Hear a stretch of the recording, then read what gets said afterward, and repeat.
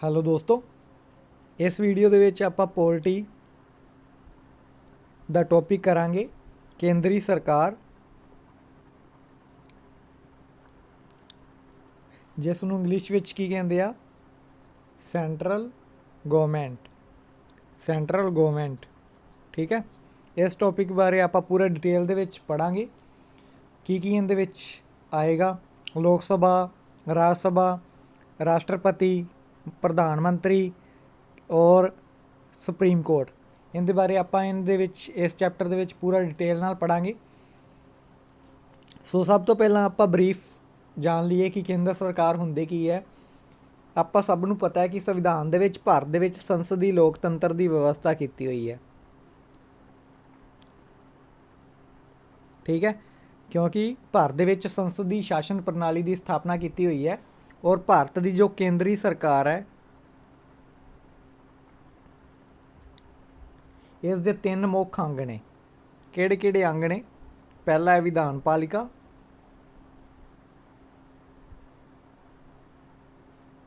ਦੂਸਰਾ ਹੈ ਕਾਰਜਪਾਲਿਕਾ ਔਰ ਤੀਸਰਾ ਕੀ ਹੈ? ਨਿਆਂਪਾਲਿਕਾ।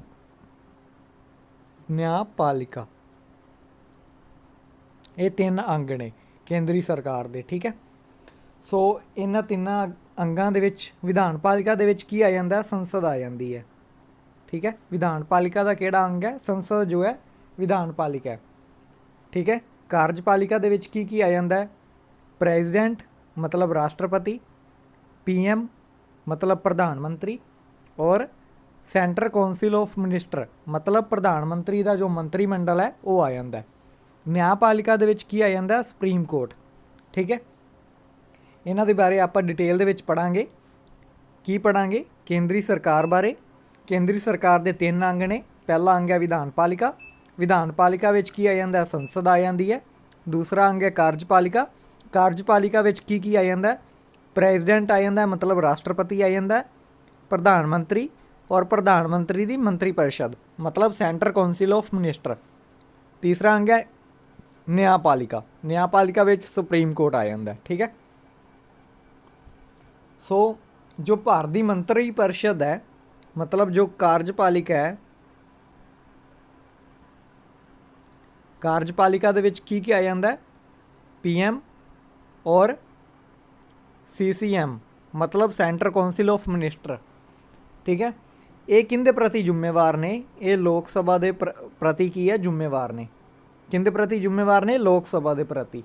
ਠੀਕ ਹੈ, ਜੋ ਵੀ ਇਹ ਕਾਰਜਪਾਲਿਕਾ ਕੰਮ ਕਰਦੀ ਹੈ ਜਾਂ ਨੀਤੀਆਂ ਬਣਾਉਂਦੀ ਹੈ, ਉਹ ਕੰਮਾਂ ਦੇ ਲਈ ਇਹ ਲੋਕ ਸਭਾ ਦੇ ਪ੍ਰਤੀ ਕੀ ਹੈ? ਜ਼ਿੰਮੇਵਾਰ ਹੈ। LS ਦਾ ਮਤਲਬ ਲੋਕ ਸਭਾ। ਠੀਕ ਹੈ, ਲੋਕ ਸਭਾ ਕਿਹਦੇ ਪ੍ਰਤੀ ਜ਼ਿੰਮੇਵਾਰ ਹੈ? ਲੋਕ ਸਭਾ ਦੇ ਪ੍ਰਤੀ। ਠੀਕ ਹੈ, ਜੋ ਦੇਸ਼ ਦਾ ਰਾਸ਼ਟਰਪਤੀ ਹੈ, ਕਾਰਜਪਾਲਿਕਾ ਦਾ ਅੰਗ ਹੈ। ਇਹ ਵੀ ਪ੍ਰੈਜ਼ੀਡੈਂਟ ਕੀ ਹੈ? ਕਾਰਜਪਾਲਿਕਾ ਦਾ ਅੰਗ ਹੈ। ਇਹ ਦੇਸ਼ ਦਾ ਕੀ ਹੈ? ਪ੍ਰਧਾਨ ਹੈ, ਲੇਕਿਨ ਨਾ ਮਾਤਰ ਦੀ ਕਾਰਜਪਾਲਿਕਾ ਹੈ। ਨਾ ਮਾਤਰ ਦੀ ਕੀ ਹੈ? ਕਾਰਜਪਾਲਿਕਾ ਹੈ। ਇਹਦੇ ਕੋਲ ਸ਼ਕਤੀਆਂ ਜੋ ਨੇ ਸਿਰਫ ਸੰਵਿਧਾਨ ਦੇ ਵਿੱਚ ਲਿਖੀਆਂ ਹੋਈਆਂ, ਲੇਕਿਨ ਅਸਲੀ ਕਾਰਜਪਾਲਿਕਾ ਕੌਣ ਹੈ? ਅਸਲੀ ਕਾਰਜਪਾਲਿਕਾ ਇਹ ਹੈ ਪ੍ਰਧਾਨ ਮੰਤਰੀ ਔਰ ਇਸ ਦੀ ਮੰਤਰੀ ਪਰਿਸ਼ਦ। ਠੀਕ ਹੈ, ਸੋ ਇਸ ਚੈਪਟਰ ਦੇ ਵਿੱਚ ਆਪਾਂ 1 ਬਾਈ 1 ਦੇਖਾਂਗੇ ਕਿ ਵਿਧਾਨ ਪਾਲਿਕਾ ਦੇ ਵਿੱਚ ਕੀ ਹੈ, ਉਹਨੂੰ ਡਿਟੇਲ ਦੇ ਨਾਲ ਪੜਾਂਗੇ। ਸਭ ਤੋਂ ਪਹਿਲਾਂ ਆਪਾਂ ਵਿਧਾਨ ਪਾਲਿਕਾ ਦੀ ਹੀ ਗੱਲ ਕਰਦੇ ਹਾਂ। ਵਿਧਾਨ ਪਾਲਿਕਾ ਵਿੱਚ ਕੀ ਆ ਜਾਂਦਾ? ਸੰਸਦ ਆ ਜਾਂਦੀ ਹੈ। ਠੀਕ ਹੈ, ਸੰਸਦ ਮਤਲਬ ਪਾਰਲੀਮੈਂਟ ਆ ਜਾਂਦੀ ਹੈ। ਠੀਕ ਹੈ, ਸੋ ਸੰਸਦ ਦੇ 2 ਅੰਗ ਨੇ, ਇਹ ਸਭ ਨੂੰ ਪਤਾ ਹੈ। 2 ਸਦਨ ਨੇ, ਲੋਕ ਸਭਾ ਔਰ ਰਾਜ ਸਭਾ। ਸੰਸਦ ਦੇ ਕਿੰਨੇ ਸਦਨ ਨੇ? 2 ਸਦਨ ਨੇ। ਸਦਨ 2 ਨੇ, ਅੰਗ 3 ਨੇ, ਲੇਕਿਨ ਆਪਾਂ ਹੁਣ ਸਦਨਾਂ ਦੀ ਗੱਲ ਕਰ ਰਹੇ ਹਾਂ। ਸਦਨ ਕਿਹੜੇ ਨੇ? ਲੋਕ ਸਭਾ ਔਰ ਰਾਜ ਸਭਾ। ਲੋਕ ਸਭਾ ਨੂੰ ਲੋਅਰ ਹਾਊਸ ਵੀ ਕਹਿੰਦੇ ਆ। ਕੀ ਕਹਿੰਦੇ ਆ? Lower house. ਠੀਕ ਹੈ, ਔਰ ਰਾਜ ਸਭਾ ਨੂੰ ਕੀ ਕਹਿੰਦੇ ਆ? ਅਪਰ ਹਾਊਸ ਮਤਲਬ ਉੱਪਰਲਾ ਸਦਨ, ਔਰ ਲੋਕ ਸਭਾ ਨੂੰ ਹੇਠਲਾ ਸਦਨ ਕਹਿੰਦੇ ਆ। ਲੋਕ ਸਭਾ ਕੀ ਹੈ? ਅਸਥਾਈ ਸਦਨ ਹੈ। ਅਸਥਾਈ ਸਦਨ ਹੈ। ਔਰ ਰਾਜ ਸਭਾ ਕੀ ਹੈ? ਸਥਾਈ ਸਦਨ ਹੈ।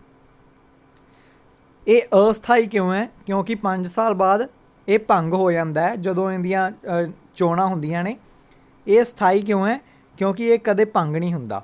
ਇਸ ਦੇ ਕੀ ਹੁੰਦਾ ਹੈ ਕਿ ਕੁਝ ਮੈਂਬਰ ਜੋ ਆ ਰਿਟਾਇਰ ਹੋ ਜਾਂਦੇ ਆ। ਆਪਾਂ ਡਿਟੇਲ ਦੇ ਵਿੱਚ ਪੜਾਂਗੇ ਕਿ ਕਿੰਨੇ ਮੈਂਬਰ ਰਿਟਾਇਰ ਹੁੰਦੇ ਆ ਔਰ ਕਦੋਂ ਰਿਟਾਇਰ ਹੁੰਦੇ ਆ, ਇਸ ਦੇ ਕਿੰਨੇ ਮੈਂਬਰ ਨੇ, ਇਹ 1 ਬਾਏ 1 ਆਪਾਂ ਦੇਖਾਂਗੇ। ਠੀਕ ਹੈ, ਸੋ ਹੁਣ ਆਪਾਂ ਗੱਲ ਕਰਦੇ ਹਾਂ ਲੋਕ ਸਭਾ ਦੀ। ਲੋਕ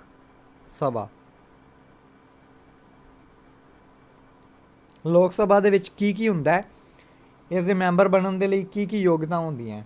ਸਭ ਤੋਂ ਪਹਿਲਾਂ ਆਪਾਂ ਇਹਦੀ ਗੱਲ ਕਰਦੇ ਹਾਂ ਲੋਕ ਸਭਾ ਦੇ ਮੈਂਬਰ ਬਣਨ ਲਈ ਕੀ ਯੋਗਤਾਵਾਂ ਹੋਣੀਆਂ ਚਾਹੀਦੀਆਂ। ਪਹਿਲੀ ਯੋਗਤਾ ਹੋਣੀ ਚਾਹੀਦੀ ਹੈ ਭਾਰਤੀ ਨਾਗਰਿਕ ਹੋਏ। ਠੀਕ ਹੈ, ਦੂਸਰੀ ਯੋਗਤਾ ਕੀ ਹੋਣੀ ਚਾਹੀਦੀ ਹੈ, ਉਸ ਦੀ ਏਜ ਜੋ ਹੋਏ 25 ਸਾਲ ਜਾਂ ਇਸ ਤੋਂ ਵੱਧ ਹੋਏ, 25 ਸਾਲ ਜਾਂ ਇਸ ਤੋਂ ਵੱਧ ਹੋਏ। ਠੀਕ ਹੈ, ਤੀਸਰੀ ਕੰਡੀਸ਼ਨ ਕੀ ਹੈ, ਉਹ ਸਰਕਾਰੀ ਅਹੁਦੇ 'ਤੇ ਨਾ ਹੋਵੇ, ਮਤਲਬ ਕੋਈ ਵੀ ਜੋਬ ਨਾ ਲੱਗਿਆ ਹੋਵੇ, ਗਵਰਨਮੈਂਟ ਜੋਬ। ਠੀਕ ਹੈ, ਚੌਥੀ ਕੀ ਹੈ ਉਸ ਨੂੰ ਅਦਾਲਤ ਦੁਆਰਾ ਇਸ ਪਦਵੀ ਦੇ ਅਯੋਗ ਘੋਸ਼ਿਤ ਨਾ ਕੀਤਾ ਹੋਵੇ। ਨਾਲ ਹੀ ਉਹ ਪਾਗਲ ਜਾਂ ਦਿਵਾਲੀਆ ਨਾ ਹੋਵੇ। ਇਹ ਕੀ ਹੈ, ਮੈਂਬਰ ਬਣਨ ਲਈ ਯੋਗਤਾਵਾਂ ਨੇ।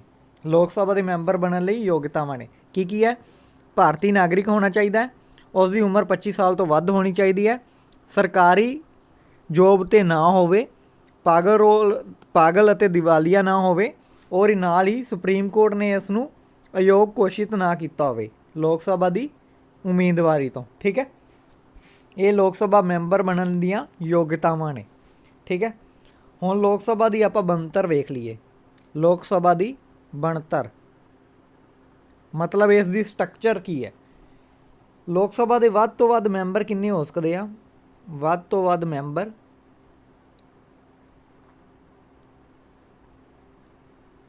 550। ਕਿੰਨੇ? 550।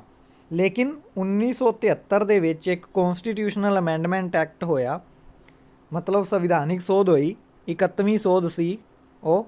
ਉਹਦੇ ਵਿੱਚ ਇਹ ਮੈਂਬਰਾਂ ਦੀ ਗਿਣਤੀ ਕਿੰਨੀ ਕਰਤੀ? 545 ਕਰਤੀ। ਠੀਕ ਹੈ, ਇਹਨਾਂ 545 ਮੈਂਬਰਾਂ ਵਿੱਚੋਂ 530 ਮੈਂਬਰ ਸਟੇਟ ਦੁਆਰਾ ਚੁਣੇ ਜਾਂਦੇ ਸੀ ਔਰ 13 ਮੈਂਬਰ ਜੋ ਸੀ ਉਹ ਯੂਟੀ ਤੋਂ ਚੁਣੇ ਜਾਂਦੇ ਸੀ, ਮਤਲਬ ਯੂਨੀਅਨ ਟੈਰੀਟਰੀ ਤੋਂ। 2 ਮੈਂਬਰ ਰਾਸ਼ਟਰਪਤੀ ਦੁਆਰਾ ਨਾਮਜ਼ਦ ਹੁੰਦੇ ਸੀ, ਮਤਲਬ ਰਾਸ਼ਟਰਪਤੀ ਕੀ ਹੈ, ਉਹਨਾਂ ਨੂੰ ਨਾਮਜ਼ਦ ਕਰਦਾ ਸੀ, ਕਿਹਨਾਂ ਨੂੰ? ਜੋ ਐਂਗਲੋ ਇੰਡੀਅਨ ਹੋਣ। ਲੇਕਿਨ ਜਦੋਂ ਦੀ ਕੀ ਹੋਇਆ, ਯੂਟੀ ਬਣੀ ਹੈ ਜੰਮੂ ਐਂਡ ਕਸ਼ਮੀਰ ਯੂਟੀ ਬਣਿਆ ਔਰ ਲਦਾਖ ਨੂੰ ਯੂਟੀ ਬਣਾਇਆ ਗਿਆ, ਉਦੋਂ ਦੀ ਕੀ ਹੋਇਆ, ਇਹ ਵੀ ਸਟਰਕਚਰ ਕੀ ਹੈ, ਚੇਂਜ ਹੋ ਗਈ। ਠੀਕ ਹੈ, ਅਦਰਵਾਈਜ਼ ਤੁਸੀਂ ਇਹਨਾਂ ਨੂੰ ਯਾਦ ਰੱਖਣਾ ਹੈ। ਆਪਸ਼ਨ ਆਉਂਦੀ ਹੈ 530 ਔਰ 13, ਤਾਂ ਤੁਸੀਂ ਲਗਾ ਸਕਦੇ ਹੋ। ਅਦਰਵਾਈਜ਼ ਨਿਊ ਕੰਡੀਸ਼ਨ ਦੇ ਅਕੋਰਡਿੰਗ ਕੀ ਬਣ ਰਿਹਾ ਕਿ 524 ਮੈਂਬਰ ਜੋ ਆ ਉਹ ਸਟੇਟ ਤੋਂ ਚੁਣੇ ਜਾ ਰਹੇ ਆ। ਠੀਕ ਹੈ, ਔਰ 19 ਮੈਂਬਰ ਜੋ ਆ ਉਹ ਯੂਟੀ ਤੋਂ ਚੁਣੇ ਜਾ ਰਹੇ ਆ, ਕਿਉਂਕਿ ਜੋ 6 ਮੈਂਬਰ ਸੀ ਉਹ J&K ਤੋਂ ਲੜ ਕੇ ਆਉਂਦੇ ਸੀ ਔਰ ਇਹ 6 ਮੈਂਬਰ ਸਟੇਟ ਦੇ ਵਿੱਚ ਐਡ ਹੁੰਦੇ ਸੀ, ਕਿਉਂਕਿ ਜੰਮੂ ਐਂਡ ਕਸ਼ਮੀਰ ਪਹਿਲਾਂ ਸਟੇਟ ਸੀ। ਠੀਕ ਹੈ, ਇਹ ਯੂਟੀ ਬਣ ਗਿਆ ਔਰ ਇਸ ਦੀਆਂ 6 ਸੀਟਾਂ ਕੀ ਹੈ, ਯੂਟੀ ਦੇ ਵਿੱਚ ਸ਼ਾਮਿਲ ਹੋ ਗਈਆਂ। 13 ਸੀਟਾਂ ਸੀ ਪਹਿਲਾਂ ਯੂਟੀ ਦੀਆਂ ਔਰ ਹੁਣ ਕਿੰਨੀਆਂ ਹੋ ਗਈਆਂ, 6 ਪਲੱਸ ਐਡ ਹੋ ਗਈਆਂ ਤਾਂ 19 ਹੋ ਗਈਆਂ ਸੀਟਾਂ। ਠੀਕ ਹੈ, ਇਹਨਾਂ ਵਿੱਚੋਂ ਅਗਰ ਗੱਲ ਕਰੀਏ ਕਿ ਕਿਹੜੀ ਸਟੇਟ ਦੀਆਂ ਸਭ ਤੋਂ ਵੱਧ ਸੀਟਾਂ ਨੇ ਲੋਕ ਸਭਾ ਦੇ ਵਿੱਚ, ਤਾਂ ਯੂਪੀ, ਮਤਲਬ ਉੱਤਰ ਪ੍ਰਦੇਸ਼ ਦੀਆਂ ਸਭ ਤੋਂ ਵੱਧ ਸੀਟਾਂ ਨੇ, ਕਿੰਨੀਆਂ ਨੇ? 80 ਸੀਟ ਲੋਕ ਸਭਾ ਦੇ ਵਿੱਚ। ਲੋਕ ਸਭਾ ਦੀ ਗੱਲ ਕਰ ਰਹੇ ਹਾਂ। ਠੀਕ ਹੈ, ਜੇਕਰ ਆਪਣੀ ਪੜੋਸੀ ਸਟੇਟ ਦੀ ਗੱਲ ਕਰੀਏ ਰਾਜਸਥਾਨ ਦੀਆਂ 25 ਨੇ। ਪੰਜਾਬ ਦੀ ਗੱਲ ਕਰੀਏ ਤਾਂ ਪੰਜਾਬ ਦੀਆਂ ਕਿੰਨੀਆਂ ਨੇ? 13 ਨੇ। ਠੀਕ ਹੈ, ਇੱਕ ਪੜੋਸੀ ਸਟੇਟ ਹੋਰ ਹੈ ਹਰਿਆਣਾ ਦੀਆਂ 10 ਨੇ। ਇੱਕ ਹਿਮਾਚਲ ਪ੍ਰਦੇਸ਼ ਵੀ ਆਪਣਾ ਗਵਾਂਢੀ ਹੈ, ਇੱਥੋਂ ਦੀਆਂ 4 ਨੇ। ਠੀਕ ਹੈ, ਔਰ ਟੋਟਲ ਕਿੰਨੀਆਂ ਨੇ ਲੋਕ ਸਭਾ ਦੀਆਂ? 524 ਨੇ ਹੁਣ। ਠੀਕ ਹੈ, ਅਗਰ ਆਪਾਂ ਯੂਟੀ ਦੀਆਂ ਸੀਟਾਂ ਦੀ ਗੱਲ ਕਰੀਏ ਤਾਂ ਦਿੱਲੀ ਦੀਆਂ ਸਭ ਤੋਂ ਵੱਧ ਸੀਟਾਂ ਨੇ, ਕਿੰਨੀਆਂ ਨੇ? 7। ਇਸ ਤੋਂ ਬਾਅਦ ਜੰਮੂ ਐਂਡ ਕਸ਼ਮੀਰ ਅਤੇ ਲਦਾਖ, ਇਹਨਾਂ ਦੀਆਂ 6 ਸੀਟਾਂ ਨੇ। ਬਾਕੀ ਜਿੰਨੀਆਂ ਵੀ ਯੂਟੀ ਨੇ ਉਹਨਾਂ ਦੀਆਂ 2-2 ਸੀਟਾਂ ਨੇ, ਇੱਕ ਸੀਟ ਹੈ ਸੌਰੀ।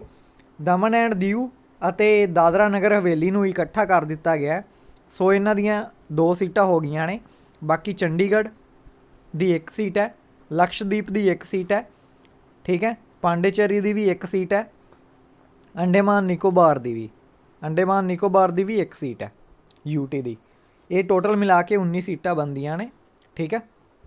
ਔਰ ਟੋਟਲ यूटी ਔਰ ਸਟੇਟ ਦੀਆਂ ਮਿਲਾ ਕੇ ਕਿੰਨੀਆਂ ਸੀਟਾਂ ਬਣਦੀਆਂ ਨੇ?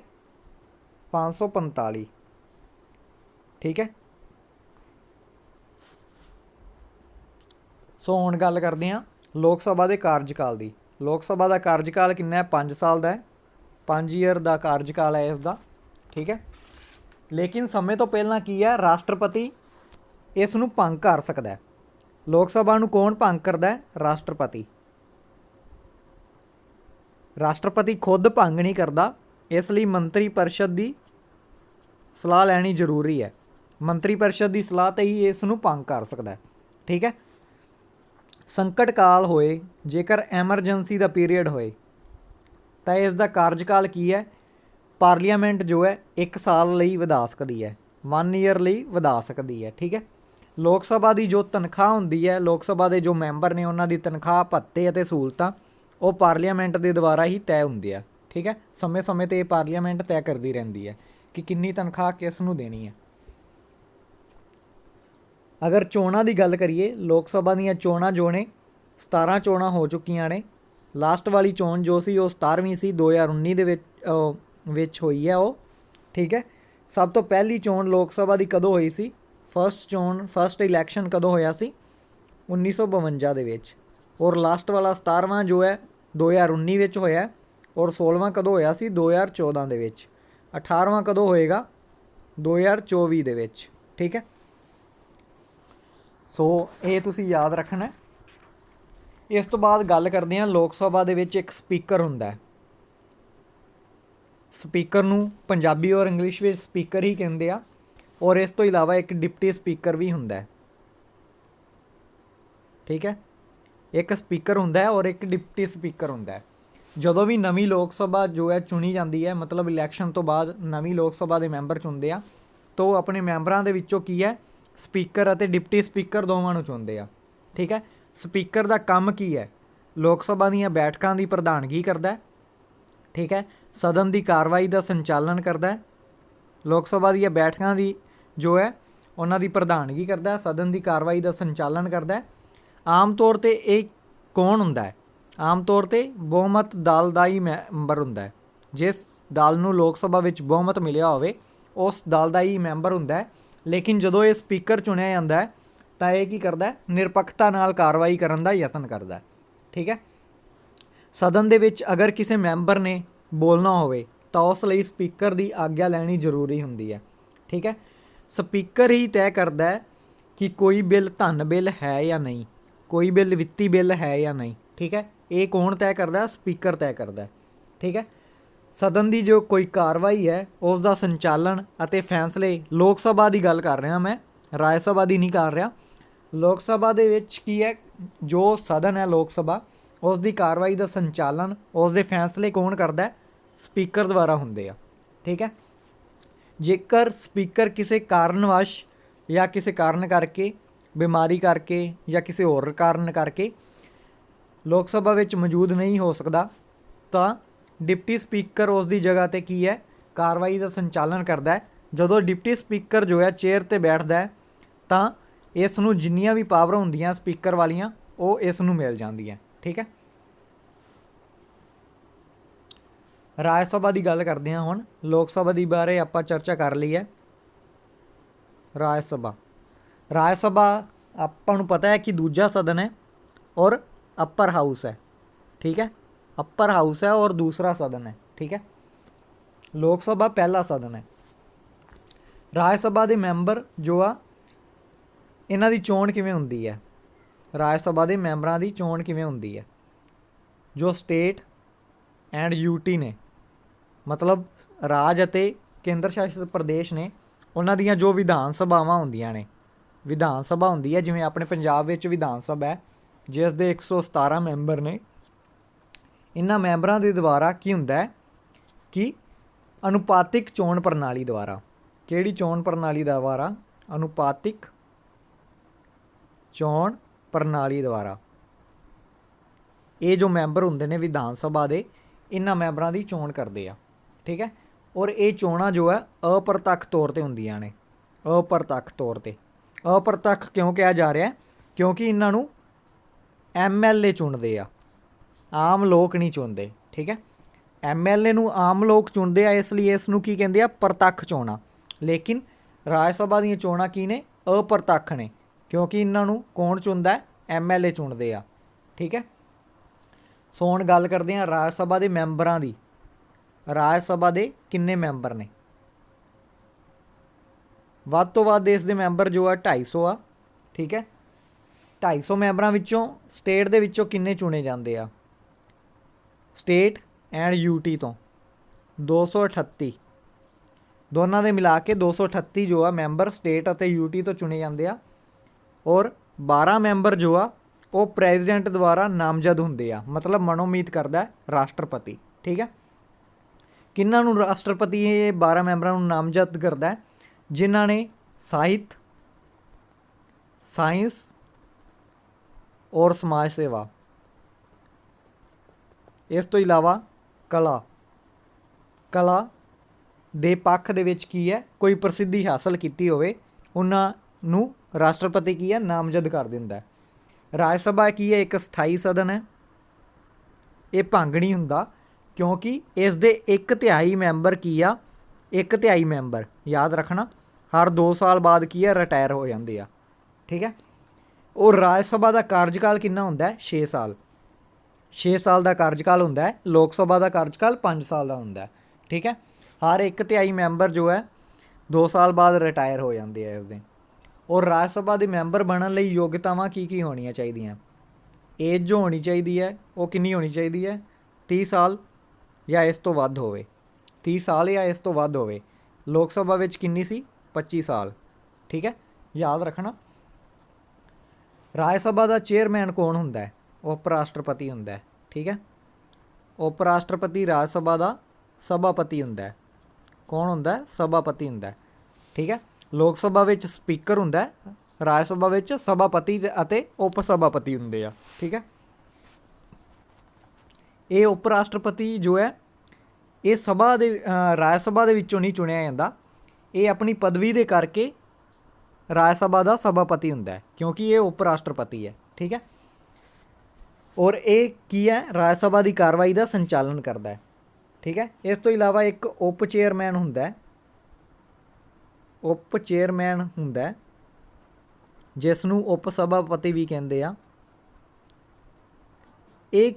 ਇਹਦੀ ਚੋਣ ਕੌਣ ਕਰਦਾ ਹੈ? ਰਾਜ ਸਭਾ ਦੇ ਮੈਂਬਰ ਕਰਦੇ ਆ, ਠੀਕ ਹੈ।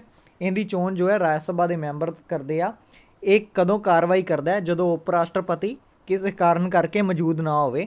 ਜਦੋਂ ਇੱਕ ਸਦਨ ਦੀ ਪੀਠਾਸੀਨ ਜੋ ਚੇਅਰ ਹੈ ਉਹਦੇ ਉੱਤੇ ਬਿਰਾਜਮਾਨ ਹੁੰਦਾ ਹੈ ਅਤੇ ਇਸ ਦੀਆਂ ਜੋ ਪਾਵਰ ਹੁੰਦੀਆਂ ਉਹ ਸਭਾਪਤੀ ਜਿੰਨੀਆਂ ਹੋ ਜਾਂਦੀਆਂ, ਠੀਕ ਹੈ। ਸੋ ਲੋਕ ਸਭਾ ਔਰ ਰਾਜ ਸਭਾ ਦੇ ਬਾਰੇ ਆਪਾਂ ਚਰਚਾ ਕਰ ਚੁੱਕੇ ਹਾਂ। ਹੁਣ ਆਪਾਂ ਗੱਲ ਕਰਦੇ ਹਾਂ ਸੰਸਦ ਦੀਆਂ ਸ਼ਕਤੀਆਂ ਦੀ। ਸੰਸਦ ਦੀਆਂ ਸ਼ਕਤੀਆਂ ਦੀ, ਠੀਕ ਹੈ। ਸੰਸਦ ਦੀਆਂ ਸ਼ਕਤੀਆਂ ਦੀ ਗੱਲ ਕਰਦੇ ਹਾਂ, ਮਤਲਬ power of the parliament, power of the parliament, ਠੀਕ ਹੈ। ਭਾਰਤੀ ਰਾਜਨੀਤੀ ਪ੍ਰਣਾਲੀ ਵਿੱਚ ਸੰਸਦ ਕੀ ਹੈ? ਇੱਕ ਮਹੱਤਵਪੂਰਨ ਅੰਗ ਹੈ, ਇਸ ਲਈ ਇਹਨੂੰ ਕੀ ਹੈ? ਅਲੱਗ-ਅਲੱਗ ਸ਼ਕਤੀਆਂ ਦਿੱਤੀਆਂ ਗਈਆਂ ਨੇ। ਸਭ ਤੋਂ ਪਹਿਲੀ ਸ਼ਕਤੀ ਹੈ ਵਿਧਾਨਿਕ ਸ਼ਕਤੀ। ਪਹਿਲੀ ਸ਼ਕਤੀ ਹੈ ਵਿਧਾਨਿਕ ਸ਼ਕਤੀ। ਸ਼ਕਤੀਆਂ, ਵਿਧਾਨਿਕ ਸ਼ਕਤੀਆਂ ਨੂੰ ਇੰਗਲਿਸ਼ ਵਿੱਚ ਕਹਿੰਦੇ ਆ ਲੈਜਿਸਲੇਟਿਵ ਪਾਵਰ। ਕੀ ਕਹਿੰਦੇ ਆ? ਲੈਜਿਸਲੇਟਿਵ ਪਾਵਰ, ਠੀਕ ਹੈ। ਲੈਜਿਸਲੇਟਿਵ ਪਾਵਰ ਦੇ ਵਿੱਚ ਪਾਰਲੀਮੈਂਟ ਕੋਲ ਕਿਹੜੀਆਂ-ਕਿਹੜੀਆਂ ਸ਼ਕਤੀਆਂ ਨੇ? ਆਪਾਂ ਸਭ ਨੂੰ ਪਤਾ ਹੈ ਕਿ ਸੰਵਿਧਾਨ ਦੀ 7ਵੀਂ ਅਨੁਸੂਚੀ ਦੇ ਵਿੱਚ ਸ਼ਕਤੀਆਂ ਦੀ ਵੰਡ ਕੀਤੀ ਗਈ ਹੈ, ਠੀਕ ਹੈ। ਇਹਦੇ ਵਿੱਚ ਸੰਘੀ ਸੂਚੀ ਅਤੇ ਸਮਵਰਤੀ ਸੂਚੀ, ਇਹਨਾਂ ਦੇ ਉੱਪਰ ਕੀ ਹੈ? ਪਾਰਲੀਮੈਂਟ ਕੀ ਹੈ? ਲਾਅ ਬਣਾ ਸਕਦੀ ਹੈ, ਕਾਨੂੰਨਾਂ ਦਾ ਨਿਰਮਾਣ ਕਰ ਸਕਦੀ ਹੈ। ਔਰ ਵਿਸ਼ੇਸ਼ ਹਾਲਤ ਵਿੱਚ ਜੋ ਰਾਜ ਸੂਚੀ ਹੈ ਉਸ ਦੇ ਉੱਪਰ ਵੀ ਕੀ ਹੈ? ਕਾਨੂੰਨ ਬਣਾ ਸਕਦੀ ਹੈ, ਠੀਕ ਹੈ। ਮਤਲਬ ਕੀ ਹੈ? ਸੰਘੀ ਸੂਚੀ ਅਤੇ ਸਮਵਰਤੀ ਸੂਚੀ 'ਤੇ ਤਾਂ ਉਹ ਕਾਨੂੰਨ ਬਣਾ ਸਕਦੀ ਹੈ, ਔਰ ਵਿਸ਼ੇਸ਼ ਹਾਲਤ ਦੇ ਵਿੱਚ ਉਹ ਰਾਜ ਸੂਚੀ 'ਤੇ ਵੀ ਕਾਨੂੰਨ ਬਣਾ ਸਕਦੀ ਹੈ। ਸੰਖੇਪ ਵਿੱਚ ਕਹੀਏ ਤਾਂ ਸੰਸਦ ਜੋ ਹੈ ਨਵੇਂ ਕਾਨੂੰਨ ਦਾ ਨਿਰਮਾਣ ਕਰ ਸਕਦੀ ਹੈ, ਪੁਰਾਣੇ ਕਾਨੂੰਨਾਂ ਨੂੰ ਰੱਦ ਕਰ ਸਕਦੀ ਹੈ ਜਾਂ ਉਹਨਾਂ ਦੇ ਵਿੱਚ ਸੋਧ ਕਰ ਸਕਦੀ ਹੈ। ਠੀਕ ਹੈ। ਫੋਰ ਐਗਜ਼ਾਮਪਲ ਕੌਂਸਟੀਟਿਊਸ਼ਨਲ ਅਮੈਂਡਮੈਂਟ ਐਕਟ ਜੋ ਹੈ ਉਹ ਕਰ ਸਕਦੀ ਹੈ। ਜਿਵੇਂ ਆਪਾਂ ਦੇਖਿਆ ਸੀ ਕਿ 370 ਜੋ ਆਰਟੀਕਲ ਸੀ ਉਸ ਨੂੰ ਹਟਾ ਦਿੱਤਾ ਗਿਆ। ਇਹ ਕੀ ਹੈ, ਇੱਕ ਤਰ੍ਹਾਂ ਦੀ ਸੋਧ ਹੈ। ਠੀਕ ਹੈ। ਔਰ ਨਵੇਂ ਕਾਨੂੰਨਾਂ ਦਾ ਨਿਰਮਾਣ ਕਰ ਸਕਦੀ ਹੈ, ਮਤਲਬ ਜੋ ਹੁਣ ਦੇ ਐਗਰੀਕਲਚਰ ਕਾਨੂੰਨ ਆ ਉਹਨਾਂ ਨੂੰ ਕੀ ਹੈ, ਨਵੇਂ ਕਾਨੂੰਨ ਗਿਣਿਆ ਜਾ ਸਕਦਾ ਹੈ। ਠੀਕ ਹੈ। ਸੋ ਦੂਸਰੀ ਸ਼ਕਤੀ ਦੀ ਗੱਲ ਕਰਦੇ ਹਾਂ। ਜੋ ਪਾਰਲੀਮੈਂਟ ਦੀ ਦੂਸਰੀ ਸ਼ਕਤੀ ਹੈ ਉਹ ਹੈ ਕਾਰਜਕਾਰੀ ਸ਼ਕਤੀ। ਇਹਨੂੰ ਕੀ ਕਹਿੰਦੇ ਆ ਇੰਗਲਿਸ਼ ਵਿੱਚ, ਐਗਜ਼ੀਕਿਊਟਿਵ ਪਾਵਰ। Executive power. ਠੀਕ ਹੈ। ਇਹਦੇ ਵਿੱਚ ਕੀ ਹੁੰਦਾ ਹੈ, ਜੋ PM ਅਤੇ ਉਸ ਦੀ ਮੰਤਰੀ ਮੰਡਲ ਹੁੰਦੀ ਹੈ, ਮਤਲਬ ਉਸ ਦੀ CCM ਮਤਲਬ ਸੈਂਟਰ ਕੌਂਸਿਲ ਆਫ ਮਿਨਿਸਟਰ ਹੁੰਦੀ ਹੈ। ਇਹਨਾਂ ਦਾ ਕੀ ਹੋਣਾ ਚਾਹੀਦਾ ਹੈ ਕਿ ਇਹ ਸੰਸਦ ਦੇ ਮੈਂਬਰ ਹੋਣੇ ਜ਼ਰੂਰੀ ਨੇ। ਅਗਰ ਕਿਸੇ ਨੇ PM ਔਰ CCM ਦਾ ਮੈਂਬਰ ਬਣਨਾ ਹੈ, ਮਤਲਬ ਮੰਤਰੀ ਪਰਿਸ਼ਦ ਦਾ ਮੈਂਬਰ ਬਣਨਾ ਹੈ, ਤਾਂ ਉਹਨਾਂ ਲਈ ਕੀ ਜ਼ਰੂਰੀ ਹੈ ਕਿ ਉਹ ਸੰਸਦ ਦੇ ਮੈਂਬਰ ਹੋਣ। ਜੇਕਰ ਕੋਈ ਵੀ ਬੰਦਾ ਮੰਤਰੀ ਚੁਣਿਆ ਜਾ ਰਿਹਾ ਹੈ ਔਰ ਉਹ ਸੰਸਦ ਦਾ ਮੈਂਬਰ ਨਹੀਂ ਹੈ ਤਾਂ ਉਹ ਸਿਰਫ 6 ਮਹੀਨੇ ਦੇ ਲਈ ਕੀ ਹੈ, ਮੰਤਰੀ ਪਦ 'ਤੇ ਰਹਿ ਸਕਦਾ ਹੈ। ਔਰ 6 ਮਹੀਨੇ ਦੇ ਵਿੱਚ ਉਸ ਨੂੰ ਕੀ ਹੈ, ਪਾਰਲੀਮੈਂਟ ਦਾ ਮੈਂਬਰ ਬਣਨਾ ਜ਼ਰੂਰੀ ਹੈ। ਔਰ ਉਹ ਨਹੀਂ ਬਣਦਾ ਤਾਂ 6 ਮਹੀਨੇ ਬਾਅਦ ਕੀ ਹੈ, ਉਸ ਨੂੰ ਤਿਆਗ ਪੱਤਰ ਦੇਣਾ ਜ਼ਰੂਰੀ ਹੈ। ਠੀਕ ਹੈ। ਆਮ ਤੌਰ 'ਤੇ ਦੇਖਿਆ ਜਾਂਦਾ ਹੈ ਕਿ ਰਾਸ਼ਟਰਪਤੀ ਜੋ ਹੈ ਉਹ ਬਹੁਮਤ ਵਾਲੇ ਅਦਾਲਤ ਦੇ ਨੇਤਾ ਨੂੰ PM ਜੋ ਹੈ ਨਿਯੁਕਤ ਕਰਦਾ ਹੈ। ਠੀਕ ਹੈ। ਔਰ ਇਹ PM ਜੋ ਹੈ ਆਪਣੀ ਮੰਤਰੀ ਪਰਿਸ਼ਦ ਦੀ ਜੋ ਹੈ ਜਿਸ ਨੂੰ ਵੀ ਮੰਤਰੀ ਮੰਡਲ ਦੇ ਵਿੱਚ ਸ਼ਾਮਿਲ ਕਰਨਾ ਹੁੰਦਾ ਹੈ, ਉਸ ਦੀ ਲਿਸਟ ਕੀ ਹੈ ਪ੍ਰੈਜ਼ੀਡੈਂਟ ਨੂੰ ਦਿੰਦਾ ਹੈ। ਪ੍ਰੈਜ਼ੀਡੈਂਟ ਉਸ ਨੂੰ ਕੀ ਕਰਦਾ ਹੈ ਕਿ ਮੰਤਰੀ ਬਣਾ ਦਿੰਦਾ ਹੈ। ਠੀਕ ਹੈ। ਔਰ ਇਹ ਪੂਰੀ ਪ੍ਰਧਾਨ ਮੰਤਰੀ ਔਰ CCM ਜੋ ਹੈ ਇਹ ਆਪਣੀ ਕਾਰਜਾਂ ਅਤੇ ਨੀਤੀਆਂ ਦੇ ਲਈ ਕਿਸ ਦੇ ਪ੍ਰਤੀ ਜ਼ਿੰਮੇਵਾਰ ਹੈ, ਲੋਕ ਸਭਾ ਦੇ ਪ੍ਰਤੀ। ਨਾ ਤਾਂ ਸੰਸਦ ਦੇ ਪ੍ਰਤੀ ਜ਼ਿੰਮੇਵਾਰ ਹੈ ਔਰ ਨਾ ਹੀ ਰਾਜ ਸਭਾ ਦੇ ਪ੍ਰਤੀ। ਇਹ ਸਿਰਫ ਲੋਕ ਸਭਾ ਦੇ ਪ੍ਰਤੀ ਜ਼ਿੰਮੇਵਾਰ ਹੈ। ਠੀਕ ਹੈ। ਕਿਸ ਦੇ ਪ੍ਰਤੀ ਜ਼ਿੰਮੇਵਾਰ ਹੈ, ਲੋਕ ਸਭਾ ਦੇ ਪ੍ਰਤੀ। ਅਗਰ ਲੋਕ ਸਭਾ PM ਅਤੇ ਉਸ ਦੀ ਮੰਤਰੀ ਮੰਡਲ ਦੇ ਪ੍ਰਤੀ ਅਵਿਸ਼ਵਾਸ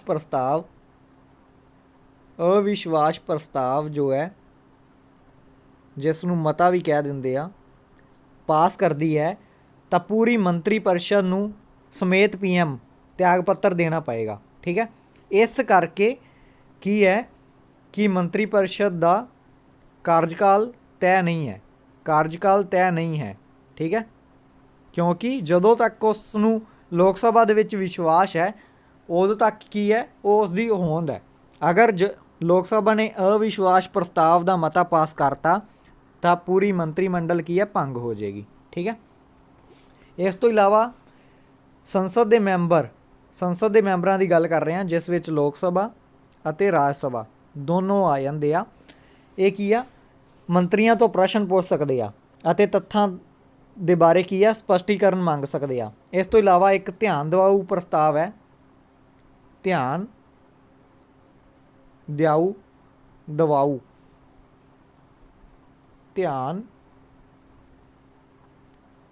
ਦਿਵਾਊ ਪ੍ਰਸਤਾਵ ਹੈ ਜਾਂ ਮਤਾ ਹੈ ਕਹਿ ਲਈਏ।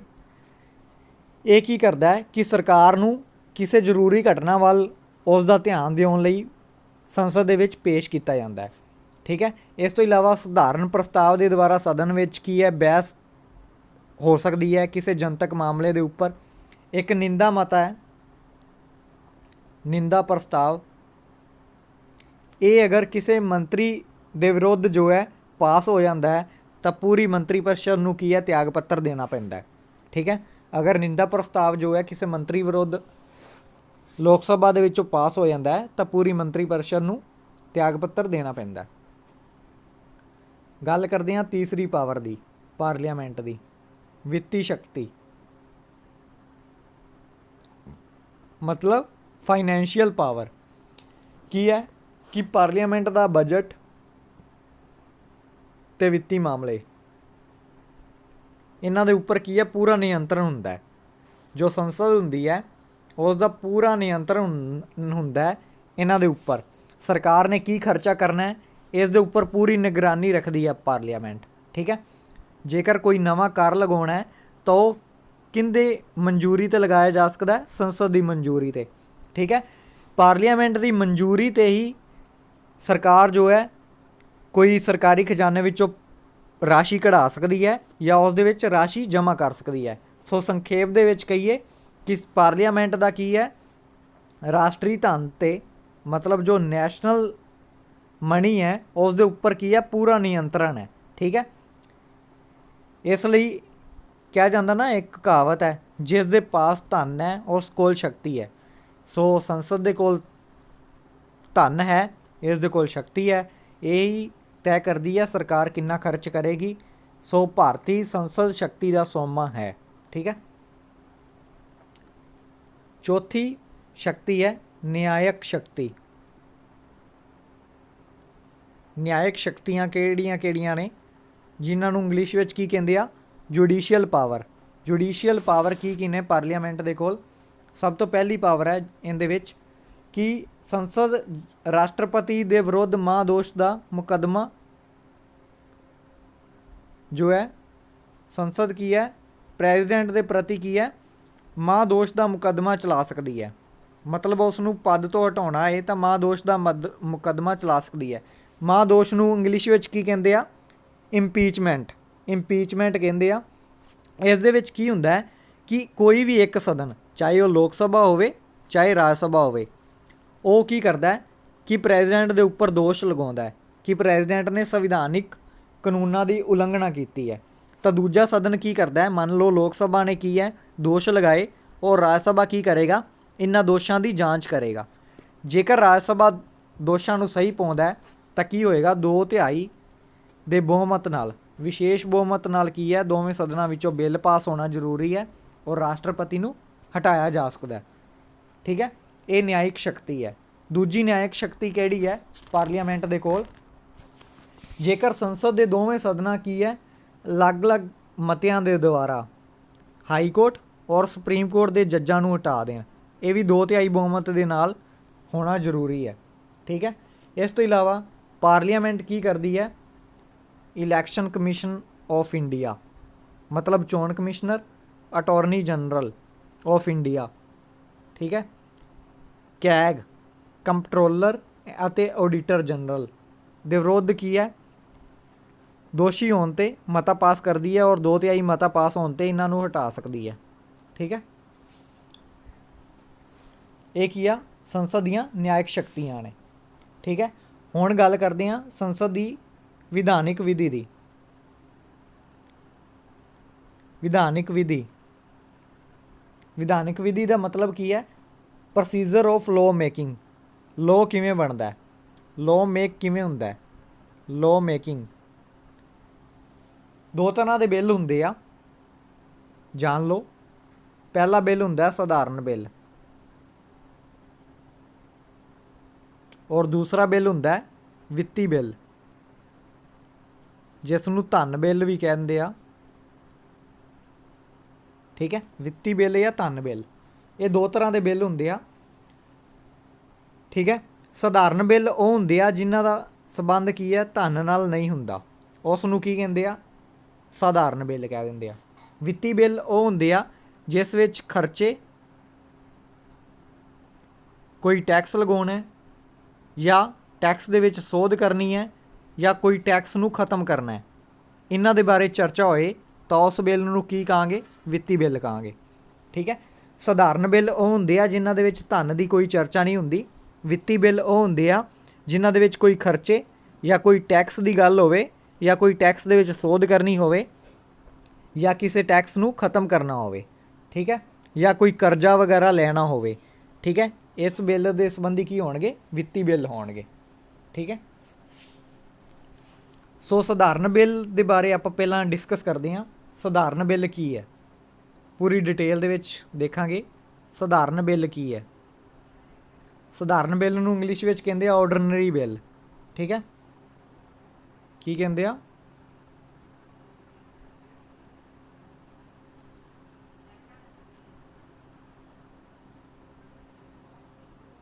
ਆਰਡੀਨਰੀ ਬਿੱਲ, ਠੀਕ ਹੈ।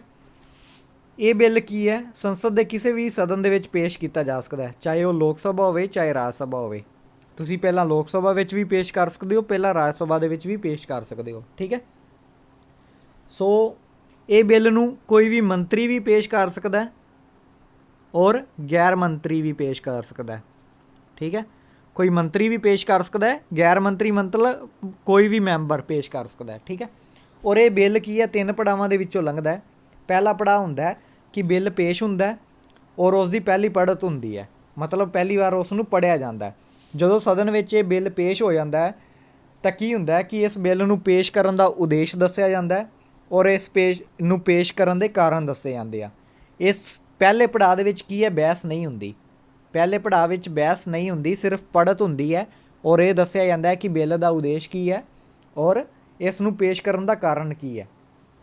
ਦੂਸਰਾ ਪੜਾਅ ਕੀ ਹੈ, ਦੂਸਰੇ ਪੜਾਅ ਦੇ ਵਿੱਚ ਕੀ ਹੁੰਦਾ ਹੈ ਕਿ ਫਿਰ ਪੜ੍ਹਤ ਹੁੰਦੀ ਹੈ ਬਿੱਲ ਦੀ, ਇਸ ਦੇ ਉੱਪਰ ਕੀ ਹੁੰਦਾ ਹੈ, ਬਹਿਸ ਹੁੰਦੀ ਹੈ। ਦੂਜੀ ਪੜ੍ਹਤ ਦੇ ਵੇਲੇ ਕੀ ਹੁੰਦਾ ਹੈ, ਬਹਿਸ ਹੁੰਦੀ ਹੈ। ਬਿੱਲ ਦੀ ਹਰੇਕ ਧਾਰਾ ਦੇ ਉੱਪਰ, ਹਰੇਕ ਅਨੁਛੇਦ ਦੇ ਉੱਪਰ, ਹਰੇਕ ਲਾਈਨ ਦੇ ਉੱਪਰ ਪੂਰੀ ਡਿਸਕਸ਼ਨ ਹੁੰਦੀ ਹੈ। ਇਸ ਤੋਂ ਇਲਾਵਾ ਜੇਕਰ ਬਿੱਲ ਤੇ ਬਹਿਸ ਤੋਂ ਬਾਅਦ ਵੀ ਕੋਈ ਹੱਲ ਨਾ ਨਿਕਲੇ ਤਾਂ ਕਿਸੇ ਕਮੇਟੀ ਨੂੰ ਕੀ ਹੈ, ਭੇਜਿਆ ਜਾ ਸਕਦਾ ਹੈ, ਪਾਰਲੀਆਮੈਂਟਰੀ ਕਮੇਟੀ ਨੂੰ ਭੇਜਿਆ ਜਾ ਸਕਦਾ ਹੈ। ਪਾਰਲੀਆਮੈਂਟਰੀ ਕਮੇਟੀ ਕੀ ਕਰਦੀ ਹੈ, ਉਸ ਦੇ ਵਿੱਚ ਵੇਖਦੀ ਹੈ ਕਿ ਕੋਈ ਸੋਧ ਕਰਨ ਵਾਲੀ ਹੈ, ਅਗਰ ਸੋਧ ਕਰਨ ਵਾਲੀ ਹੈ ਤਾਂ ਉਹ ਸਿਫਾਰਸ਼ਾਂ ਦੇ ਸਕਦੀ ਹੈ, ਉਸ ਦੀਆਂ ਸਿਫਾਰਸ਼ਾਂ ਮੰਨੀਆਂ ਜਾ ਸਕਦੀਆਂ ਔਰ ਨਹੀਂ ਵੀ ਮੰਨੀਆਂ ਜਾ ਸਕਦੀਆਂ, ਠੀਕ ਹੈ। ਬਿੱਲ ਦੀ ਤੀਜੀ ਪੜ੍ਹਤ 'ਤੇ ਕੀ ਹੁੰਦਾ ਹੈ ਕਿ ਵੋਟਿੰਗ ਹੁੰਦੀ ਹੈ, ਠੀਕ ਹੈ। ਲੋਕ ਸਭਾ ਦੇ ਵਿੱਚ ਪਹਿਲੇ ਸਦਨ ਦੇ ਵਿੱਚ ਹੈ, ਠੀਕ ਹੈ, ਔਰ ਪਹਿਲੇ ਸਦਨ ਦੇ ਵਿੱਚ 3 ਚਰਨਾਂ ਦੇ ਵਿੱਚੋਂ ਗੁਜ਼ਰਦਾ ਹੈ। ਇਸ ਤੋਂ ਬਾਅਦ ਜਦੋਂ ਬਿੱਲ ਪਹਿਲੇ ਸਦਨ ਦੇ ਵਿੱਚੋਂ ਪਾਸ ਹੋ ਜਾਂਦਾ ਹੈ ਤਾਂ ਦੂਜੇ ਸਦਨ ਦੇ ਵਿੱਚ ਜਾ ਕੇ ਇਹ ਚੀਜ਼ਾਂ ਨੂੰ ਫਿਰ ਤੋਂ ਦੁਹਰਾਇਆ ਜਾਂਦਾ ਹੈ। ਪਹਿਲੇ ਸਦਨ ਦੇ ਵਿੱਚ ਕੀ ਹੁੰਦਾ ਹੈ ਕਿ ਬਿੱਲ ਨੂੰ ਪੇਸ਼ ਕੀਤਾ ਜਾਂਦਾ ਹੈ, ਉਸ ਦੇ ਉਦੇਸ਼ ਦੱਸੇ ਜਾਂਦੇ ਆ। ਦੂਜੇ ਵਾਰੀ ਕੀ ਹੈ, ਬਹਿਸ ਹੁੰਦੀ ਹੈ, ਕਮੇਟੀ ਵਿੱਚ ਭੇਜਿਆ ਜਾ ਸਕਦਾ ਹੈ, ਠੀਕ ਹੈ। ਔਰ ਤੀਜੀ ਵਾਰੀ ਕੀ ਹੈ, ਵੋਟਿੰਗ ਹੁੰਦੀ ਹੈ, ਠੀਕ ਹੈ। ਔਰ ਬਿੱਲ ਅਗਰ ਦੋਵਾਂ ਸਦਨਾਂ ਦੇ ਵਿੱਚੋਂ ਪਾਸ ਹੋ ਗਿਆ, ਲੋਕ ਸਭਾ ਔਰ ਰਾਜ ਸਭਾ ਦੋਨਾਂ ਦੇ ਵਿੱਚੋਂ ਪਾਸ ਹੋ ਗਿਆ, ਤਾਂ ਪ੍ਰੈਜ਼ੀਡੈਂਟ ਦੇ ਕੋਲ ਭੇਜ ਦਿੱਤਾ ਜਾਂਦਾ ਹੈ। ਪ੍ਰੈਜ਼ੀਡੈਂਟ ਕੀ ਕਰਦਾ ਹੈ, ਇਸ ਬਿੱਲ ਨੂੰ ਪਾਸ ਕਰ ਸਕਦਾ ਔਰ ਦੁਬਾਰਾ ਪੁਨਰ ਵਿਚਾਰ ਲਈ ਭੇਜ ਸਕਦਾ, ਠੀਕ ਹੈ। ਦੁਬਾਰਾ ਪੁਨਰ ਵਿਚਾਰ ਲਈ ਭੇਜ ਸਕਦਾ ਵਾਪਸ ਸੰਸਦ ਦੇ ਕੋਲ। ਔਰ ਅਗਰ ਪਾਰਲੀਮੈਂਟ ਇਸ ਨੂੰ ਦੁਬਾਰਾ ਪਾਸ ਕਰਕੇ ਭੇਜਦੀ ਹੈ ਤਾਂ ਪ੍ਰੈਜ਼ੀਡੈਂਟ ਨੂੰ ਕੀ ਹੈ, ਇਸ ਨੂੰ ਪਾਸ ਕਰਨਾ ਜ਼ਰੂਰੀ ਹੈ, ਠੀਕ ਹੈ।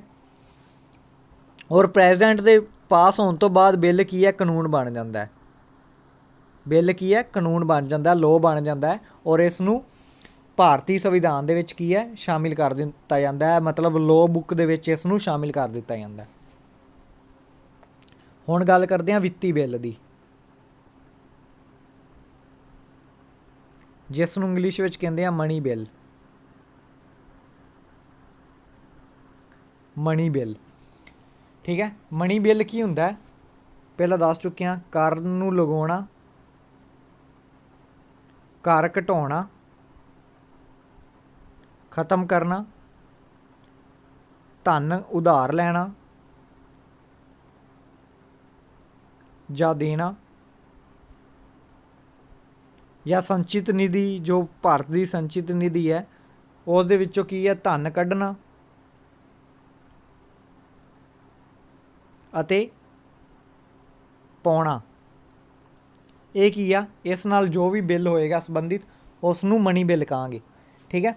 ਮਨੀ ਬਿੱਲ ਕੀ ਹੈ, ਕਿਸੇ ਵੀ ਕਾਰ ਨੂੰ ਲਗਾਉਣ ਲਈ, ਕਿਸੇ ਵੀ ਕਾਰ ਨੂੰ ਘਟਾਉਣ ਲਈ, ਖਤਮ ਕਰਨ ਲਈ, ਜਾਂ ਧਨ ਉਧਾਰ ਲੈਣ ਲਈ, ਜਾਂ ਧਨ ਉਧਾਰ ਦੇਣ ਲਈ, ਜਾਂ ਸੰਚਿਤ ਨਿਧੀ ਵਿੱਚੋਂ ਧਨ ਕੱਢਣ ਲਈ, ਜਾਂ ਸੰਚਿਤ ਨਿਧੀ ਵਿੱਚ ਧਨ ਪਾਉਣ ਲਈ।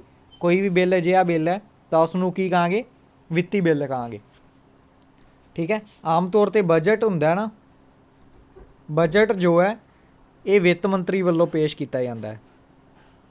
ਵਿੱਤ ਮੰਤਰੀ, ਫਾਈਨੈਂਸ ਜੋ ਮਿਨਿਸਟਰ ਹੁੰਦਾ ਹੈ, ਔਰ ਇਹ ਕਦੋਂ ਪੇਸ਼ ਕੀਤਾ ਜਾਂਦਾ ਹੈ, ਫਰਵਰੀ ਦੇ ਲਾਸਟ ਹਫਤੇ ਦੇ ਵਿੱਚ।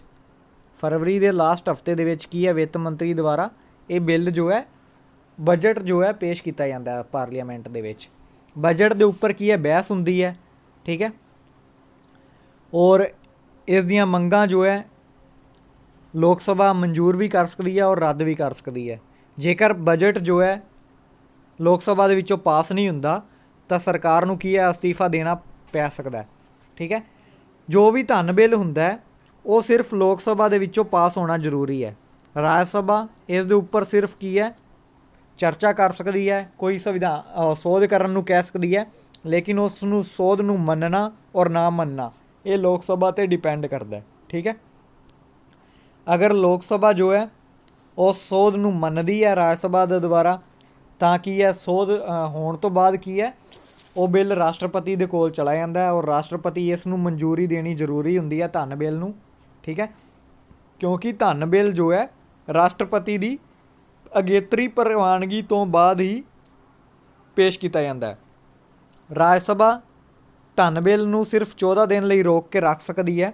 ਠੀਕ ਹੈ, ਅਗਰ 14 ਦਿਨਾਂ ਤੋਂ ਬਾਅਦ ਕੋਈ ਵੀ ਉਹ ਆਪਣੀ ਕਾਰਵਾਈ ਨਹੀਂ ਕਰਦੀ ਤਾਂ ਰਾਜ ਸਭਾ ਦੇ ਵਿੱਚੋਂ ਬਿੱਲ ਪਾਸ ਸਮਝਿਆ ਜਾਂਦਾ ਹੈ। ਠੀਕ ਹੈ, ਲੋਕ ਸਭਾ ਇਸ ਨੂੰ ਪਹਿਲਾਂ ਹੀ ਪਾਸ ਕਰ ਚੁੱਕੀ ਹੋ ਜਾਂਦੀ ਹੈ ਅਤੇ ਇਸ ਲਈ ਇਸ ਤੋਂ ਬਾਅਦ ਕੀ ਹੈ, ਪ੍ਰੈਜ਼ੀਡੈਂਟ ਕੋਲ ਭੇਜ ਦਿੱਤਾ ਜਾਂਦਾ ਹੈ। ਪ੍ਰੈਜ਼ੀਡੈਂਟ ਇਸ ਬਿੱਲ ਨੂੰ ਪਾਸ ਕਰਦਾ ਔਰ ਇਹ ਕੀ ਹੈ, ਵਿੱਤੀ ਬਿੱਲ ਬਣ ਜਾਂਦਾ। ਠੀਕ ਹੈ, ਇਸ ਨੂੰ ਵਿੱਤੀ ਬਿੱਲ ਕਹਿੰਦੇ ਆ। ਸੋ ਹੁਣ ਗੱਲ ਕਰਦੇ ਹਾਂ ਸੰਘੀ ਕਾਰਜਪਾਲਿਕਾ ਦੀ। ਸੰਘੀ ਕਾਰਜਪਾਲਿਕਾ ਦੀ ਮਤਲਬ ਯੂਨੀਅਨ ਐਗਜ਼ੀਕਿਊਟਿਵ ਦੀ, ਯੂਨੀਅਨ ਐਗਜ਼ੀਕਿਊਟਿਵ ਦੀ।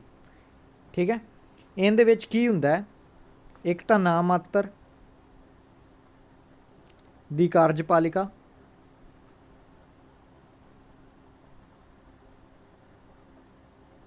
ਔਰ ਇੱਕ ਕੀ ਹੁੰਦੀ ਹੈ, ਅਸਲੀ ਕਾਰਜਪਾਲਿਕਾ।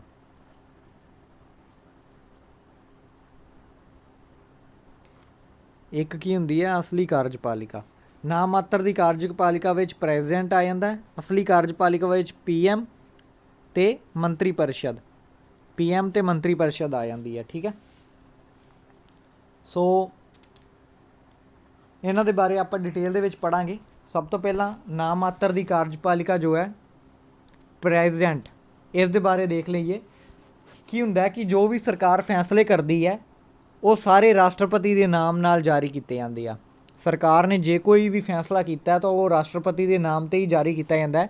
ਬ੍ਰਿਟੇਨ ਦੀ ਤਰ੍ਹਾਂ ਇਹ ਨਹੀਂ ਹੈ ਕਿ ਉਸ ਮੰਤਰੀ ਦੇ ਸਾਈਨ ਹੁੰਦੇ ਆ। ਜਿੰਨੇ ਵੀ ਫੈਸਲੇ ਸਰਕਾਰ ਕਰਦੀ ਹੈ ਉਹ ਸਾਰੇ ਰਾਸ਼ਟਰਪਤੀ ਦੇ ਨਾਮ 'ਤੇ ਹੀ ਜਾਰੀ ਹੁੰਦੇ ਆ। ਠੀਕ ਹੈ, ਸੰਵਿਧਾਨ ਦੇ ਵਿੱਚ ਜੋ ਵੀ ਕਾਰਜਪਾਲਿਕਾ ਦੀਆਂ ਸ਼ਕਤੀਆਂ ਨੇ ਉਹ ਰਾਸ਼ਟਰਪਤੀ ਨੂੰ ਹੀ ਸੌਂਪੀਆਂ ਗਈਆਂ, ਲੇਕਿਨ ਰਾਸ਼ਟਰਪਤੀ ਇਹਨਾਂ ਸ਼ਕਤੀਆਂ ਦੀ ਵਰਤੋਂ ਖੁਦ ਨਹੀਂ ਕਰਦਾ, ਉਹ ਮੰਤਰੀ ਪਰਿਸ਼ਦ ਦੀ ਸਲਾਹ ਦੇ ਨਾਲ ਕਰਦਾ ਹੈ, ਜਿਸ ਦੇ ਵਿੱਚ ਅਗਵਾਈ ਕੌਣ ਕਰ ਰਿਹਾ, ਪ੍ਰਧਾਨ ਮੰਤਰੀ। ਠੀਕ ਹੈ, ਠੀਕ ਹੈ, ਰਾਸ਼ਟਰਪਤੀ ਕੇਵਲ ਹਸਤਾਖਰ ਕਰਦਾ ਹੈ, ਮਤਲਬ ਉਸ ਦੇ ਉੱਪਰ ਸਿਗਨੇਚਰ ਕਰਦਾ ਹੈ।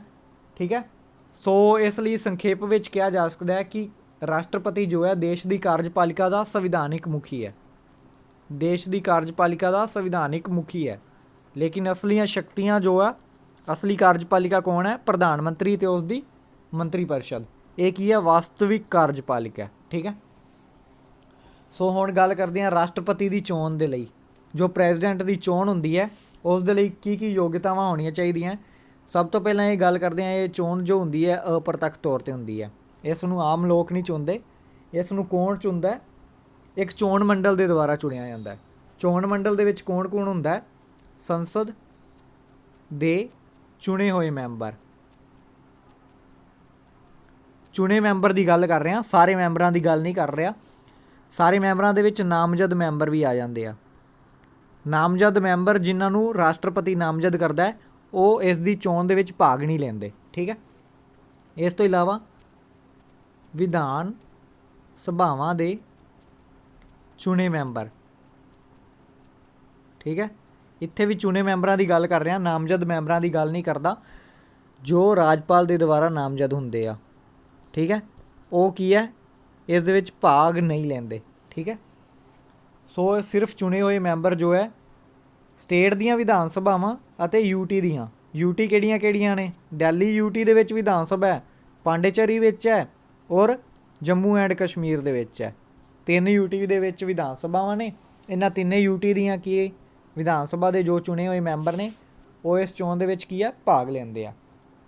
ਠੀਕ ਹੈ, ਔਰ ਜੋ ਪ੍ਰੈਜ਼ੀਡੈਂਟ ਦੀ ਚੋਣ ਹੁੰਦੀ ਹੈ ਉਹ ਅਨੁਪਾਤਿਕ ਪ੍ਰਤੀਨਿਧਤਾ ਸਿਧਾਂਤ ਦੇ ਉੱਪਰ ਚੋਣ ਹੁੰਦੀ ਹੈ। ਠੀਕ ਹੈ, ਅਨੁਪਾਤਿਕ ਪ੍ਰਤੀਨਿਧਤਾ ਸਿਧਾਂਤ ਦੇ ਉੱਪਰ ਕੀ ਹੈ, ਇਸ ਦੀ ਚੋਣ ਹੁੰਦੀ ਹੈ। ਔਰ ਰਾਸ਼ਟਰਪਤੀ ਦਾ ਕਾਰਜਕਾਲ ਜੋ ਹੁੰਦਾ ਹੈ ਉਹ 5 ਸਾਲ ਦਾ ਹੁੰਦਾ ਹੈ, 5 ਸਾਲ ਤੱਕ ਆਪਣੇ ਪਦ 'ਤੇ ਰਹਿੰਦਾ ਹੈ। ਔਰ ਇਸ ਨੂੰ ਪਦ ਤੋਂ ਪਹਿਲਾਂ ਕੀ ਹੈ ਇੰਪੀਚਮੈਂਟ ਦੇ ਦੁਆਰਾ ਹਟਾਇਆ ਜਾ ਸਕਦਾ ਹੈ ਜੇਕਰ ਰਾਸ਼ਟਰਪਤੀ ਸੰਵਿਧਾਨ ਦੇ ਨਿਯਮਾਂ ਦੀ ਉਲੰਘਣਾ ਕਰਦਾ ਹੈ। ਔਰ ਇਸ ਦੀ ਤਨਖਾਹ ਕਿੰਨੀ ਹੈ 5 ਲੱਖ 5 ਲੱਖ ਰੁਪਏ ਮਹੀਨਾ ਹੈ ਪਰ ਮੰਥ ਜੋ ਹੈ ਇਸ ਦੀ ਤਨਖਾਹ ਹੈ। ਔਰ ਇਹ ਕਿੱਥੇ ਰਹਿੰਦਾ ਹੈ ਰਾਸ਼ਟਰਪਤੀ ਭਵਨ ਦੇ ਵਿੱਚ ਔਰ ਇਹ ਕਿੱਥੇ ਹੈ ਰਾਸ਼ਟਰਪਤੀ ਭਵਨ ਦਿੱਲੀ ਦੇ ਵਿੱਚ ਠੀਕ ਹੈ। ਔਰ ਸੇਵਾ ਮੁਕਤ ਹੋਣ ਤੋਂ ਬਾਅਦ ਕੀ ਹੈ ਇਸ ਨੂੰ ਪੈਨਸ਼ਨ ਵੀ ਦਿੱਤੀ ਜਾਂਦੀ ਹੈ। ਔਰ ਰਾਸ਼ਟਰਪਤੀ ਦੇ ਲਈ ਚੋਣ ਲੜਨ ਲਈ ਯੋਗਤਾਵਾਂ ਕੀ ਹੋਣੀਆਂ ਚਾਹੀਦੀਆਂ ਕੀ ਅਬਿਲਟੀਆਂ ਹੋਣੀਆਂ ਚਾਹੀਦੀਆਂ ਉਸ ਦੇ ਵਿੱਚ ਇੰਡੀਅਨ ਸਿਟੀਜ਼ਨ ਹੋਏ ਮਤਲਬ ਭਾਰਤੀ ਨਾਗਰਿਕ ਹੋਏ ਇਹ ਪਹਿਲੀ ਹੈ। ਦੂਸਰੀ ਕੀ ਹੈ 35 ਸਾਲ ਤੋਂ ਵੱਧ ਉਮਰ ਹੋਵੇ ਜਾਂ 35 ਸਾਲ ਹੋਏ ਜਾਂ 35 ਸਾਲ ਤੋਂ ਵੱਧ ਹੋਏ ਠੀਕ ਹੈ। ਤੀਸਰੀ ਕੀ ਹੈ ਸਰਕਾਰੀ ਪਦ 'ਤੇ ਨਾ ਹੋਵੇ ਮਤਲਬ ਗਵਰਨਮੈਂਟ ਜੋਬ ਨਾ ਕਰਦਾ ਹੋਏ ਠੀਕ ਹੈ। ਔਰ ਲੋਕ ਸਭਾ ਦਾ ਮੈਂਬਰ ਬਣਨ ਦੇ ਯੋਗ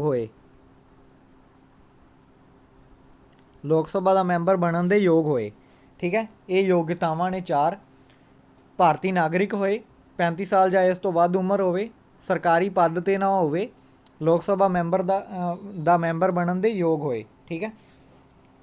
ਸੋ ਇਸ ਤੋਂ ਇਲਾਵਾ ਹੁਣ ਆਪਾਂ ਗੱਲ ਕਰਦੇ ਹਾਂ ਪ੍ਰੈਜ਼ੀਡੈਂਟ ਦੀ ਪਾਵਰ ਦੀ।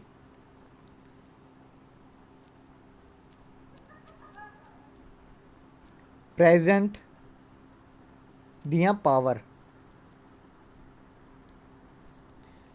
ਪ੍ਰੈਜ਼ੀਡੈਂਟ ਕੀ ਹੈ ਦੇਸ਼ ਦਾ ਮੁਖੀ ਹੈ ਠੀਕ ਹੈ। ਜੋ ਵੀ ਦੇਸ਼ ਦਾ ਸ਼ਾਸਨ ਹੈ ਇਸ ਦੇ ਨਾਮ 'ਤੇ ਹੀ ਚਲਾਇਆ ਜਾਂਦਾ ਹੈ। ਦੇਸ਼ ਦਾ ਮੁਖੀ ਹੈ ਸੰਵਿਧਾਨਿਕ ਮੁਖੀ ਹੈ ਔਰ ਦੇਸ਼ ਦਾ ਸ਼ਾਸਨ ਇਸ ਦਾ ਨਾਮ 'ਤੇ ਉੱਪਰ ਚਲਾਇਆ ਜਾਂਦਾ ਹੈ। ਦੇਸ਼ ਦਾ ਮੁੱਖ ਕਾਰਜਪਾਲਕ ਹੈ ਠੀਕ ਹੈ।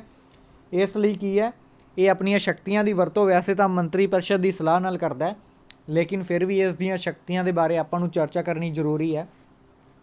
ਸਭ ਤੋਂ ਪਹਿਲੀ ਸ਼ਕਤੀਆਂ ਜੋ ਹੈ ਉਹ ਹੈ ਕਾਰਜਪਾਲਿਕਾ ਸ਼ਕਤੀਆਂ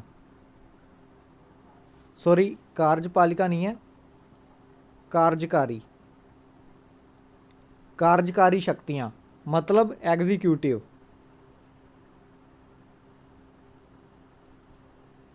ਐਗਜ਼ੀਕਿਊਟਿਵ ਪਾਵਰ ਜੋ ਆ ਉਹ ਕਿਹੜੀਆਂ ਨੇ ਕਿਉਂਕਿ ਰਾਸ਼ਟਰਪਤੀ ਜੋ ਹੈ ਸੰਘ ਦਾ ਸਰਵਉੱਚ ਕਾਰਜਪਾਲਕ ਹੈ ਠੀਕ ਹੈ। ਸੋ ਇਸੇ ਕਰਕੇ ਕੀ ਹੈ ਸੰਵਿਧਾਨ ਦੇ ਵਿੱਚ ਇਸ ਨੂੰ ਬਹੁਤ ਸਾਰੀਆਂ ਜੋ ਹੈ ਸ਼ਕਤੀਆਂ ਸੌਂਪੀਆਂ ਗਈਆਂ ਨੇ। ਉਹਦੇ ਵਿੱਚ ਕੀ ਹੈ ਪ੍ਰਧਾਨ ਮੰਤਰੀ ਦੀ ਨਿਯੁਕਤੀ ਕਰਦਾ ਹੈ PM ਦੀ ਨਿਯੁਕਤੀ ਕੌਣ ਕਰਦਾ ਹੈ ਰਾਸ਼ਟਰਪਤੀ ਕਰਦਾ ਹੈ। ਔਰ ਇਹਦਾ ਮਤਲਬ ਇਹ ਨਹੀਂ ਹੈ ਕਿ ਰਾਸ਼ਟਰਪਤੀ ਆਪਣੀ ਇੱਛਾ ਨਾਲ ਅਨੁਸਾਰ ਕਿਸੇ ਵੀ ਬੰਦੇ ਨੂੰ PM ਨਿਯੁਕਤ ਕਰ ਦੇਗਾ। ਮੇਨਲੀ ਇਹ ਹੁੰਦਾ ਹੈ ਕਿ ਜਿਸ ਵਿਅਕਤੀ ਨੂੰ ਲੋਕ ਸਭਾ ਦੇ ਵਿੱਚ ਜਿਸ ਦਲ ਨੂੰ ਬਹੁਮਤ ਮਿਲਦਾ ਹੈ ਉਸ ਦਲ ਦਾ ਨੇਤਾ ਹੀ ਪ੍ਰਧਾਨ ਮੰਤਰੀ ਨਿਯੁਕਤ ਕਰਦਾ ਹੈ। ਕਈ ਵਾਰ ਇਹ ਹੁੰਦਾ ਹੈ ਕਿ ਕਿਸੇ ਦਲ ਨੂੰ ਬਹੁਮਤ ਨਹੀਂ ਮਿਲਿਆ ਹੁੰਦਾ ਸਪਸ਼ਟ ਬਹੁਮਤ ਨਹੀਂ ਮਿਲਿਆ ਹੁੰਦਾ ਸੋ ਰਾਸ਼ਟਰਪਤੀ ਦੇ ਕੋਲ ਵਿਵੇਕ ਅਧੀਨ ਸ਼ਕਤੀਆਂ ਹੁੰਦੀਆਂ ਕਿ ਉਹ ਉਦੋਂ ਆਪਣੇ ਵਿਵੇਕ ਅਨੁਸਾਰ ਕਿਸੇ ਵੀ ਵਿਅਕਤੀ ਨੂੰ ਕੀ ਹੈ ਬੁਲਾ ਸਕਦਾ ਹੈ ਉਸ ਨੂੰ ਪ੍ਰਧਾਨ ਮੰਤਰੀ ਕੀ ਹੈ ਨਿਯੁਕਤ ਕਰ ਸਕਦਾ ਹੈ ਔਰ ਉਸ ਨੂੰ ਲੱਗੇ ਕਿ ਇਹ ਬੰਦਾ ਲੋਕ ਸਭਾ ਦੇ ਵਿੱਚ ਬਹੁਮਤ ਹਾਸਲ ਕਰ ਸਕਦਾ ਹੈ ਠੀਕ ਹੈ।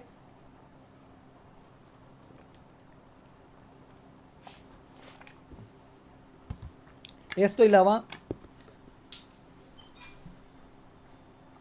ਇਲਾਵਾ ਕੀ ਹੈ ਰਾਸ਼ਟਰਪਤੀ ਜੋ ਹੈ ਅਟਾਰਨੀ ਜਨਰਲ ਹੈ ਔਰ ਕੰਪਟਰੋਲਰ ਆਡੀਟਰ ਜਨਰਲ ਔਰ ਇਲੈਕਸ਼ਨ ਕਮਿਸ਼ਨਰ ਆਫ ਇੰਡੀਆ ਜਾਂ ਇਸ ਦੇ ਨਾਲ ਜੋ ਵੀ ਕਮਿਸ਼ਨਰ ਦੇ ਮੈਂਬਰ ਨੇ ਚੋਣ ਕਮਿਸ਼ਨਰ ਹੋਣਗੇ UPSC union public service commission ਠੀਕ ਹੈ। ਇਸ ਦੇ ਚੇਅਰਮੈਨ ਅਤੇ ਮੈਂਬਰ UPSC ਦੇ ਠੀਕ ਹੈ। ਸੁਪਰੀਮ ਕੋਰਟ ਅਤੇ ਹਾਈ ਕੋਰਟ ਦੇ ਜੱਜ ਰਾਜਾਂ ਦੇ ਰਾਜਪਾਲ ਮਤਲਬ ਗਵਰਨਰ ਠੀਕ ਹੈ। UT ਦੇ ਵਿੱਚ ਉਪ ਰਾਜਪਾਲ ਲੈਫਟੀਨੈਂਟ ਗਵਰਨਰ ਠੀਕ ਹੈ। ਔਰ ਦੂਜੇ ਦੇਸ਼ਾਂ ਦੇ ਵਿੱਚ ਜੋ ਰਾਜਦੂਤ ਭੇਜੇ ਜਾਂਦੇ ਆ ਉਹਨਾਂ ਦੀ ਨਿਯੁਕਤੀ ਕੌਣ ਕਰਦਾ ਹੈ ਰਾਸ਼ਟਰਪਤੀ ਕਰਦਾ ਠੀਕ ਹੈ। ਰਾਸ਼ਟਰਪਤੀ ਜੋ ਹੈ ਉਹ ਸੈਨਾ ਦਾ ਸੁਪਰੀਮ ਕਮਾਂਡਰ ਵੀ ਹੁੰਦਾ ਹੈ ਠੀਕ ਹੈ। ਸੁਪਰੀਮ ਕਮਾਂਡਰ ਹੁੰਦਾ ਹੈ ਸੈਨਾ ਦਾ ਠੀਕ ਹੈ। ਸੈਨਾਪਤੀਆਂ ਅਤੇ ਜਰਨੈਲਾਂ ਦੀ ਨਿਯੁਕਤੀ ਵੀ ਕੀ ਹੈ ਰਾਸ਼ਟਰਪਤੀ ਹੀ ਕਰਦਾ ਹੈ। ਸ਼ਾਂਤੀ ਅਤੇ ਯੁੱਧ ਦਾ ਐਲਾਨ ਵੀ ਕੀ ਹੈ, ਰਾਸ਼ਟਰਪਤੀ ਦੇ ਦੁਆਰਾ ਹੁੰਦਾ ਹੈ। ਇਹ ਇਸ ਦੀਆਂ ਕੀ ਨੇ, ਕਾਰਜਕਾਰੀ ਸ਼ਕਤੀਆਂ ਨੇ। ਠੀਕ ਹੈ, ਹੁਣ ਗੱਲ ਕਰਦੇ ਹਾਂ ਵਿਧਾਨਿਕ ਸ਼ਕਤੀਆਂ ਦੀ।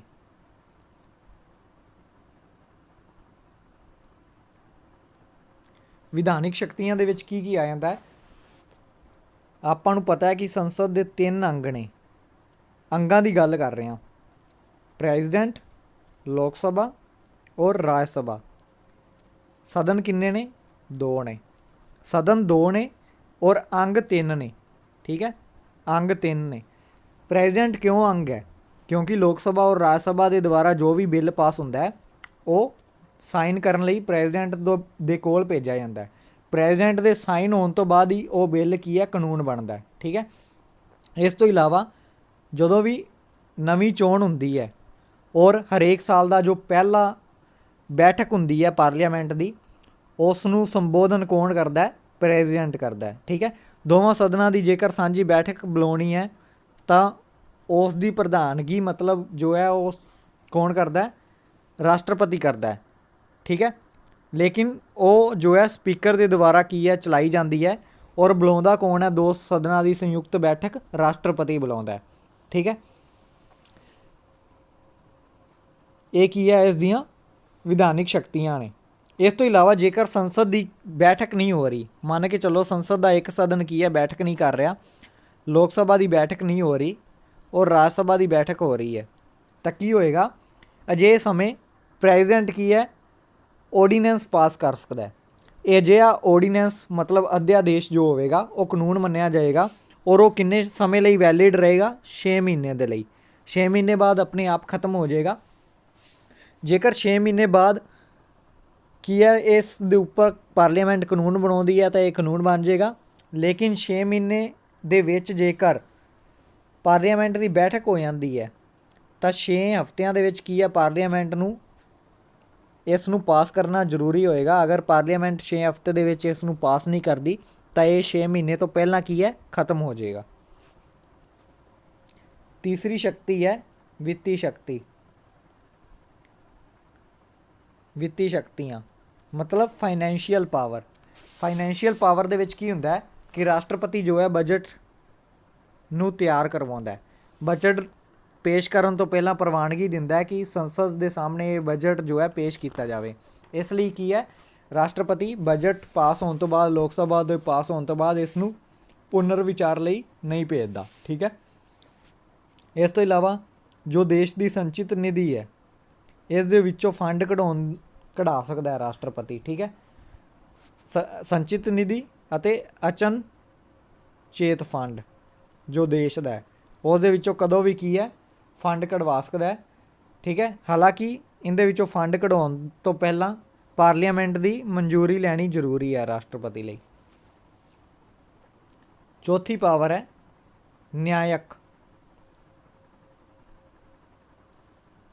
ਨਿਆਇਕ ਸ਼ਕਤੀਆਂ ਮਤਲਬ ਜੁਡੀਸ਼ੀਅਲ ਪਾਵਰ। ਜੁਡੀਸ਼ੀਅਲ ਪਾਵਰ ਦੇ ਵਿੱਚ ਕੀ ਪਾਵਰ ਨੇ? ਸਭ ਤੋਂ ਪਹਿਲਾਂ ਦੇਖਦੇ ਹਾਂ, ਜਦੋਂ ਰਾਸ਼ਟਰਪਤੀ ਆਪਣੇ ਕਾਰਜਕਾਲ ਨੂੰ ਕਰ ਰਿਹਾ ਹੁੰਦਾ ਹੈ, ਮਤਲਬ ਉਸ ਦਾ ਜੋ ਕਾਰਜਕਾਲ ਹੈ 5 ਸਾਲ ਦਾ, ਤਾਂ ਉਸ ਨੂੰ ਕੀ ਕੀਤਾ ਜਾਂਦਾ ਹੈ, ਉਸ ਦੇ ਵਿਰੁੱਧ ਕੋਈ ਵੀ ਅਦਾਲਤ ਮੁਕੱਦਮਾ ਨਹੀਂ ਚਲਾ ਸਕਦੀ। ਕੋਈ ਵੀ ਅਦਾਲਤ ਮੁਕੱਦਮਾ ਨਹੀਂ ਚਲਾ ਸਕਦੀ।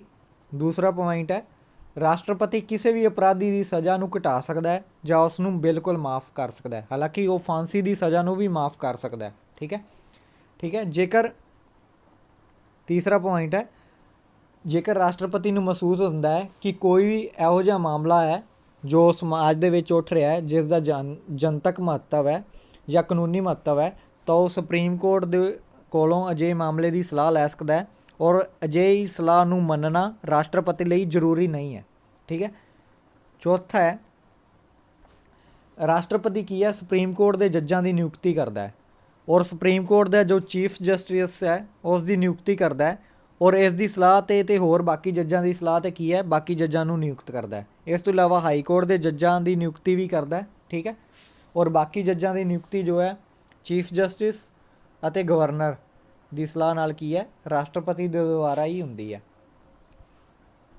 ਪੰਜਵੀਂ ਪਾਵਰ ਹੈ ਐਮਰਜੈਂਸੀ ਪ੍ਰੋਵੀਜ਼ਨ। ਐਮਰਜੈਂਸੀ ਪ੍ਰੋਵੀਜ਼ਨ ਮਤਲਬ ਸੰਕਟਕਾਲੀ ਸ਼ਕਤੀਆਂ।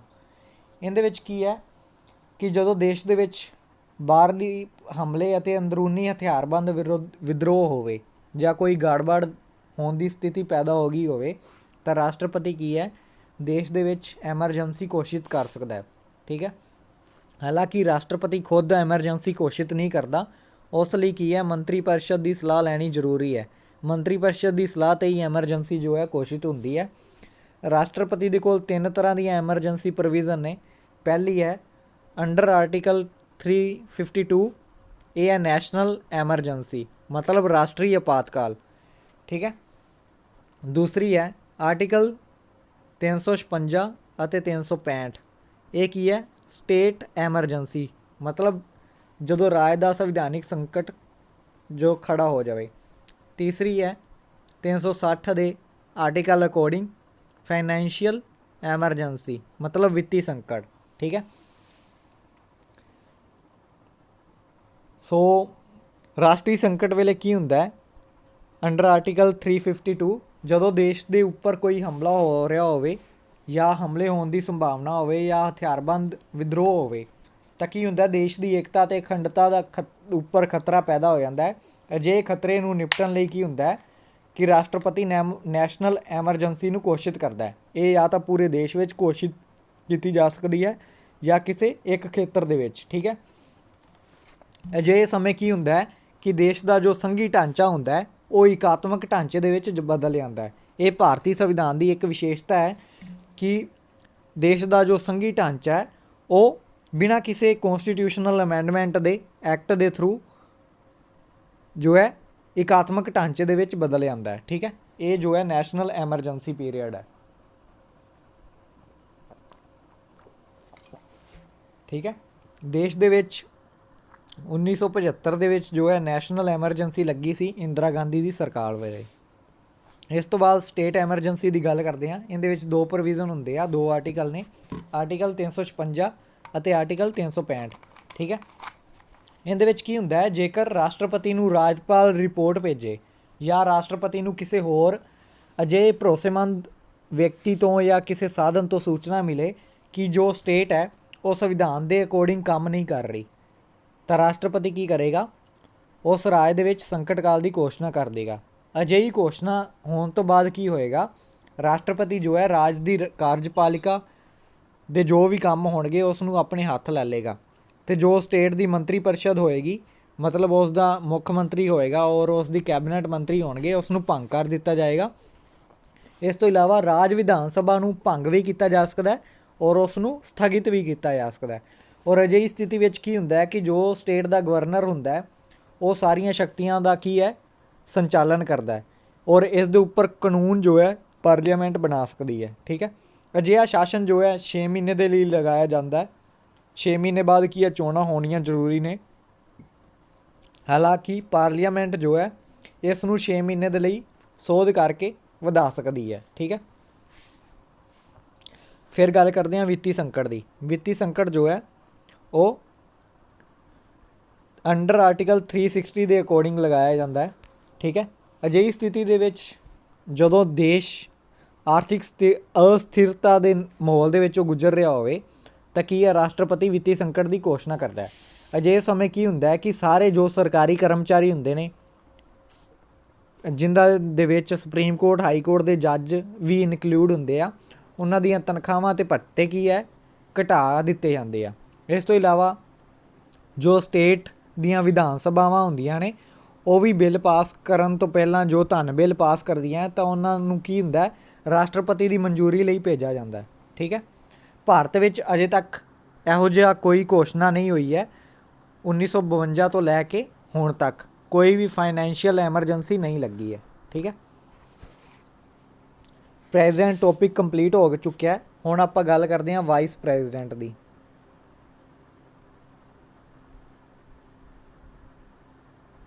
ਮਤਲਬ ਉਪ ਰਾਸ਼ਟਰਪਤੀ ਦੀ। ਉਪ ਰਾਸ਼ਟਰਪਤੀ ਕੀ ਹੈ, ਇਹ ਰਾਜ ਸਭਾ ਦਾ ਸਭਾਪਤੀ ਹੁੰਦਾ ਹੈ। ਰਾਜ ਸਭਾ ਦਾ ਕੀ ਹੈ, ਸਭਾਪਤੀ ਹੁੰਦਾ ਹੈ। ਠੀਕ ਹੈ, ਜਦੋਂ ਰਾਸ਼ਟਰਪਤੀ ਬਿਮਾਰ ਹੋਵੇ ਜਾਂ ਵਿਦੇਸ਼ ਗਿਆ ਹੋਵੇ ਤਾਂ ਉਸ ਦੀ ਗੈਰ ਹਾਜ਼ਰੀ ਵਿੱਚ ਉਪ ਰਾਸ਼ਟਰਪਤੀ ਕੀ ਹੈ, ਸਦਨ ਨੂੰ ਛੱਡ ਕੇ ਰਾਸ਼ਟਰਪਤੀ ਜੋ ਹੈ ਉਸ ਦੇ ਕੰਮ ਕਰਦਾ ਹੈ। ਇਸ ਤੋਂ ਇਲਾਵਾ ਜੇਕਰ ਰਾਸ਼ਟਰਪਤੀ ਅਸਤੀਫਾ ਦੇ ਦਿੰਦਾ ਹੈ ਜਾਂ ਮਰ ਜਾਂਦਾ, ਉਸ ਦੀ ਮੌਤ ਹੋ ਜਾਂਦੀ ਹੈ, ਤਾਂ ਉਪ ਰਾਸ਼ਟਰਪਤੀ ਕੀ ਹੈ, ਨਵੇਂ ਇਲੈਕਸ਼ਨ ਤੱਕ ਕੀ ਹੈ, ਪ੍ਰੈਜ਼ੀਡੈਂਟ ਦੀ ਭੂਮਿਕਾ ਨਿਭਾਉਂਦਾ ਹੈ। ਔਰ ਜਦੋਂ ਇਹ ਪ੍ਰੈਜ਼ੀਡੈਂਟ ਦਾ ਰੋਲ ਨਿਭਾ ਰਿਹਾ ਹੁੰਦਾ ਹੈ ਤਾਂ ਇਸ ਦੀ ਜੋ ਤਨਖਾਹ ਹੁੰਦੀ ਹੈ ਉਹ ਪ੍ਰੈਜ਼ੀਡੈਂਟ ਦੇ ਰੂਪ ਵਿੱਚ ਹੀ ਮਿਲਦੀ ਹੈ। ਠੀਕ ਹੈ। ਹਾਲਾਂਕਿ ਉਪ ਰਾਸ਼ਟਰਪਤੀ ਦਾ ਜੋ ਇਲੈਕਸ਼ਨ ਹੁੰਦਾ ਹੈ ਉਹ ਰਾਸ਼ਟਰਪਤੀ ਤੋਂ ਅਲੱਗ ਹੁੰਦਾ ਹੈ, ਕਿਉਂਕਿ ਉਪ ਰਾਸ਼ਟਰਪਤੀ ਦੇ ਇਲੈਕਸ਼ਨ ਦੇ ਵਿੱਚ ਕੀ ਹੈ, ਇੱਕ ਅਜਿਹਾ ਚੋਣ ਮੰਡਲ ਇਲੈਕਸ਼ਨ ਦੇ ਵਿੱਚ ਭਾਗ ਲੈਂਦਾ ਹੈ ਜਿਸ ਵਿੱਚ ਲੋਕ ਸਭਾ ਅਤੇ ਰਾਜ ਸਭਾ ਦੇ ਸਾਰੇ ਮੈਂਬਰ ਜੋ ਹੈ ਉਹ ਭਾਗ ਲੈਂਦੇ ਆ। ਔਰ ਰਾਸ਼ਟਰਪਤੀ ਦਾ ਕਾਰਜਕਾਲ ਕਿੰਨਾ ਹੁੰਦਾ ਹੈ, 5 ਸਾਲ। ਠੀਕ ਹੈ। ਇਸ ਵਿੱਚ ਸਾਰੇ ਮੈਂਬਰ ਭਾਗ ਲੈਂਦੇ ਆ, ਚਾਹੇ ਉਹ ਨਾਮਜ਼ਦ ਹੋਣ। ਠੀਕ ਹੈ। ਲੋਕ ਸਭਾ ਔਰ ਰਾਜ ਸਭਾ ਦੇ, ਇਹਦੇ ਵਿੱਚ ਰਾਜ ਦੀਆਂ ਵਿਧਾਨ ਸਭਾ ਦੇ ਮੈਂਬਰ ਜੋ ਹੈ ਭਾਗ ਨਹੀਂ ਲੈਂਦੇ ਉਪ ਰਾਸ਼ਟਰਪਤੀ ਦੀ ਚੋਣ ਦੇ ਵਿੱਚ। ਠੀਕ ਹੈ। ਹੁਣ ਗੱਲ ਕਰਦੇ ਹਾਂ ਪ੍ਰਧਾਨ ਮੰਤਰੀ ਦੀ। ਪ੍ਰਧਾਨ ਮੰਤਰੀ ਮਤਲਬ ਪ੍ਰਾਈਮ ਮਿਨਿਸਟਰ। ਠੀਕ ਹੈ। ਜੋ ਵੀ ਸੰਸਦੀ ਸਰਕਾਰ ਹੈ ਉਸ ਦੇ ਵਿੱਚ ਪ੍ਰਧਾਨ ਮੰਤਰੀ ਦਾ ਅਹੁਦਾ ਜੋ ਹੈ ਸਭ ਤੋਂ ਉੱਤਮ ਮੰਨਿਆ ਗਿਆ, ਕਿਉਂਕਿ ਡਾਕਟਰ ਅੰਬੇਡਕਰ ਨੇ ਕਿਹਾ ਸੀ, ਉਹਨਾਂ ਦੇ ਸ਼ਬਦਾਂ ਨੂੰ ਕੋਟ ਕਰ ਰਿਹਾ, ਕਿ ਸਾਡੇ ਸੰਵਿਧਾਨ ਵਿੱਚ ਕਿਸੇ ਅਧਿਕਾਰੀ ਦੀ ਤੁਲਨਾ ਜੇਕਰ USA ਦੇ ਰਾਸ਼ਟਰਪਤੀ ਨਾਲ ਕੀਤੀ ਜਾ ਸਕਦੀ ਹੈ ਤਾਂ ਉਹ ਦੇਸ਼ ਦਾ ਪ੍ਰਧਾਨ ਮੰਤਰੀ ਹੈ, ਨਾ ਕਿ ਰਾਸ਼ਟਰਪਤੀ। ਠੀਕ ਹੈ। ਸੋ ਇਸ ਨੂੰ ਧਿਆਨ ਵਿੱਚ ਰੱਖਦੇ ਹੋਏ ਕੀ ਹੈ, ਸੰਸਦੀ ਪ੍ਰਣਾਲੀ ਵਿੱਚ ਜੋ ਪ੍ਰਧਾਨ ਮੰਤਰੀ ਹੈ ਉਹ ਮੰਤਰੀ ਪਰਿਸ਼ਦ ਦਾ ਪ੍ਰਸ਼ਾਸਨ ਅਤੇ ਰਾਜਨੀਤਿਕ ਦਲ ਦਾ ਸਰਵਸ਼੍ਰੇਸ਼ਠ ਨੇਤਾ ਹੁੰਦਾ ਹੈ। ਠੀਕ ਹੈ। ਔਰ ਇਸ ਦੀ ਨਿਯੁਕਤੀ ਕੌਣ ਕਰਦਾ ਹੈ? ਪ੍ਰਧਾਨ ਮੰਤਰੀ ਦੀ ਨਿਯੁਕਤੀ ਕੌਣ ਕਰਦਾ ਹੈ? ਰਾਸ਼ਟਰਪਤੀ ਕਰਦਾ ਹੈ। ਠੀਕ ਹੈ। ਕੌਣ ਕਰਦਾ ਹੈ? ਰਾਸ਼ਟਰਪਤੀ ਕਰਦਾ ਹੈ। ਉਸ ਨੂੰ ਕਰਦਾ ਹੈ ਜਿਸ ਨੂੰ ਲੋਕ ਸਭਾ ਦੇ ਵਿੱਚ ਬਹੁਮਤ ਦਲ ਦਾ ਨੇਤਾ ਹੋਵੇ, ਜਿਸ ਨੂੰ ਲੋਕ ਸਭਾ ਦੇ ਵਿੱਚ ਬਹੁਮਤ ਮਿਲਿਆ ਹੋਵੇ। ਠੀਕ ਹੈ। ਪ੍ਰਧਾਨ ਮੰਤਰੀ ਦੀਆਂ ਸ਼ਕਤੀਆਂ ਕੀ ਕੀ ਨੇ? ਸਭ ਤੋਂ ਪਹਿਲਾਂ ਮੰਤਰੀ ਪਰਿਸ਼ਦ ਦਾ ਨਿਰਮਾਣ ਕਰਦਾ ਹੈ। ਮੰਤਰੀ ਪਰਿਸ਼ਦ ਦਾ ਨਿਰਮਾਣ ਕਰਦਾ ਹੈ ਪ੍ਰਧਾਨ ਮੰਤਰੀ। ਜੋ ਵੀ ਮੰਤਰੀ ਬਣਦੇ ਆ ਉਹਨਾਂ ਦੀ ਨਿਯੁਕਤੀ ਤਾਂ ਰਾਸ਼ਟਰਪਤੀ ਦੁਆਰਾ ਹੁੰਦੀ ਹੈ, ਲੇਕਿਨ ਰਾਸ਼ਟਰਪਤੀ ਉਹਨਾਂ ਬੰਦਿਆਂ ਨੂੰ ਹੀ ਮੰਤਰੀ ਪਰਿਸ਼ਦ ਦੇ ਵਿੱਚ ਸ਼ਾਮਿਲ ਕਰਦਾ ਹੈ ਜਿਸ ਦੀ ਲਿਸਟ ਪ੍ਰਾਈਮ ਮਿਨਿਸਟਰ ਨੇ ਕੀ ਹੈ, ਪ੍ਰੈਜ਼ੀਡੈਂਟ ਨੂੰ ਦਿੱਤੀ ਹੋਵੇ। ਠੀਕ ਹੈ। ਨਾ ਤਾਂ ਰਾਸ਼ਟਰਪਤੀ ਆਪਣੇ ਵੱਲੋਂ ਕਿਸੇ ਬੰਦੇ ਨੂੰ ਐਡ ਕਰ ਸਕਦਾ ਹੈ ਮੰਤਰੀ ਮੰਡਲ ਦੇ ਵਿੱਚ, ਨਾ ਹੀ ਬਾਹਰ ਕੱਢ ਸਕਦਾ ਹੈ। ਠੀਕ ਹੈ। ਸੋ ਪ੍ਰਧਾਨ ਮੰਤਰੀ ਜੋ ਹੈ ਆਪਣੇ ਸਾਥੀ ਨੂੰ, ਕਿਸੇ ਵੀ ਸਾਥੀ ਨੂੰ ਕੈਬਨਿਟ ਮੰਤਰੀ ਬਣਾ ਸਕਦਾ ਹੈ, ਕਿਸੇ ਨੂੰ ਰਾਜ ਮੰਤਰੀ, ਕਿਸੇ ਨੂੰ ਉਪ ਮੰਤਰੀ, ਇਸ ਤੋਂ ਇਲਾਵਾ ਕਿਸੇ ਨੂੰ ਉਪ ਪ੍ਰਧਾਨ ਮੰਤਰੀ ਵੀ ਬਣਾ ਸਕਦਾ ਹੈ। ਠੀਕ ਹੈ। ਇਹ ਉਪ ਪ੍ਰਧਾਨ ਮੰਤਰੀ ਹਾਲਾਂਕਿ ਰਾਜਨੀਤਿਕ ਕਾਰਨਾਂ ਕਰਕੇ ਬਣਾਇਆ ਜਾਂਦਾ। ਠੀਕ ਹੈ। ਇਸ ਤੋਂ ਇਲਾਵਾ ਮੰਤਰੀ ਪਰਿਸ਼ਦ ਦੇ ਵਿੱਚ ਵਿਭਾਗਾਂ ਦੀ ਵੰਡ ਮਤਲਬ ਕਿਹੜੇ ਮੰਤਰੀ ਨੂੰ ਵਿੱਤ ਮੰਤਰਾਲੇ ਦੇਣਾ ਹੈ, ਕਿਹੜੇ ਮੰਤਰੀ ਨੂੰ ਰੱਖਿਆ ਮੰਤਰਾਲੇ ਦੇਣਾ ਹੈ, ਇਹਨਾਂ ਦੀ ਵੰਡ ਕੌਣ ਕਰਦਾ ਹੈ? ਪ੍ਰਧਾਨ ਮੰਤਰੀ। ਔਰ ਇਹ ਸਮੇਂ ਦੇ ਅਕੋਰਡਿੰਗ ਇਹਨਾਂ ਦੇ ਵਿੱਚ ਅਦਲਾ ਬਦਲੀ ਵੀ ਕਰ ਸਕਦਾ ਹੈ, ਇਹ ਵਿਭਾਗਾਂ ਦਾ ਪੁਨਰਗਠਨ ਵੀ ਕਰ ਸਕਦਾ ਹੈ, ਕਿਸੇ ਮੰਤਰੀ ਨੂੰ ਅਸਤੀਫਾ ਦੇਣ ਲਈ ਵੀ ਕਹਿ ਸਕਦਾ ਹੈ। ਫੋਰ ਐਗਜ਼ਾਮਪਲ ਹੁਣੇ ਹੀ ਆਪਾਂ ਦੇਖਿਆ ਕਿ ਜੋ ਸੈਂਟਰ ਦੀ ਸਟੇਟ ਸਰਕਾਰ ਹੈ ਉਹਦੇ ਵਿੱਚ ਜੋ ਹੁਣੇ ਮੰਤਰੀ ਮੰਡਲ ਦਾ ਗਠਨ ਹੋਇਆ ਹੈ ਉਹਦੇ ਵਿੱਚ ਜੋ ਪੁਰਾਣੇ ਮੰਤਰੀ ਸੀ ਉਹਨਾਂ ਨੂੰ ਕੀ ਹੈ, ਉਹਨਾਂ ਦੇ ਪਦ ਤੋਂ ਹਟਾ ਦਿੱਤਾ ਗਿਆ ਔਰ ਉਹਨਾਂ ਦੀ ਜਗ੍ਹਾ ਨਵੇਂ ਮੰਤਰੀਆਂ ਨੂੰ ਨਿਯੁਕਤ ਕੀਤਾ ਗਿਆ ਹੈ। ਠੀਕ ਹੈ।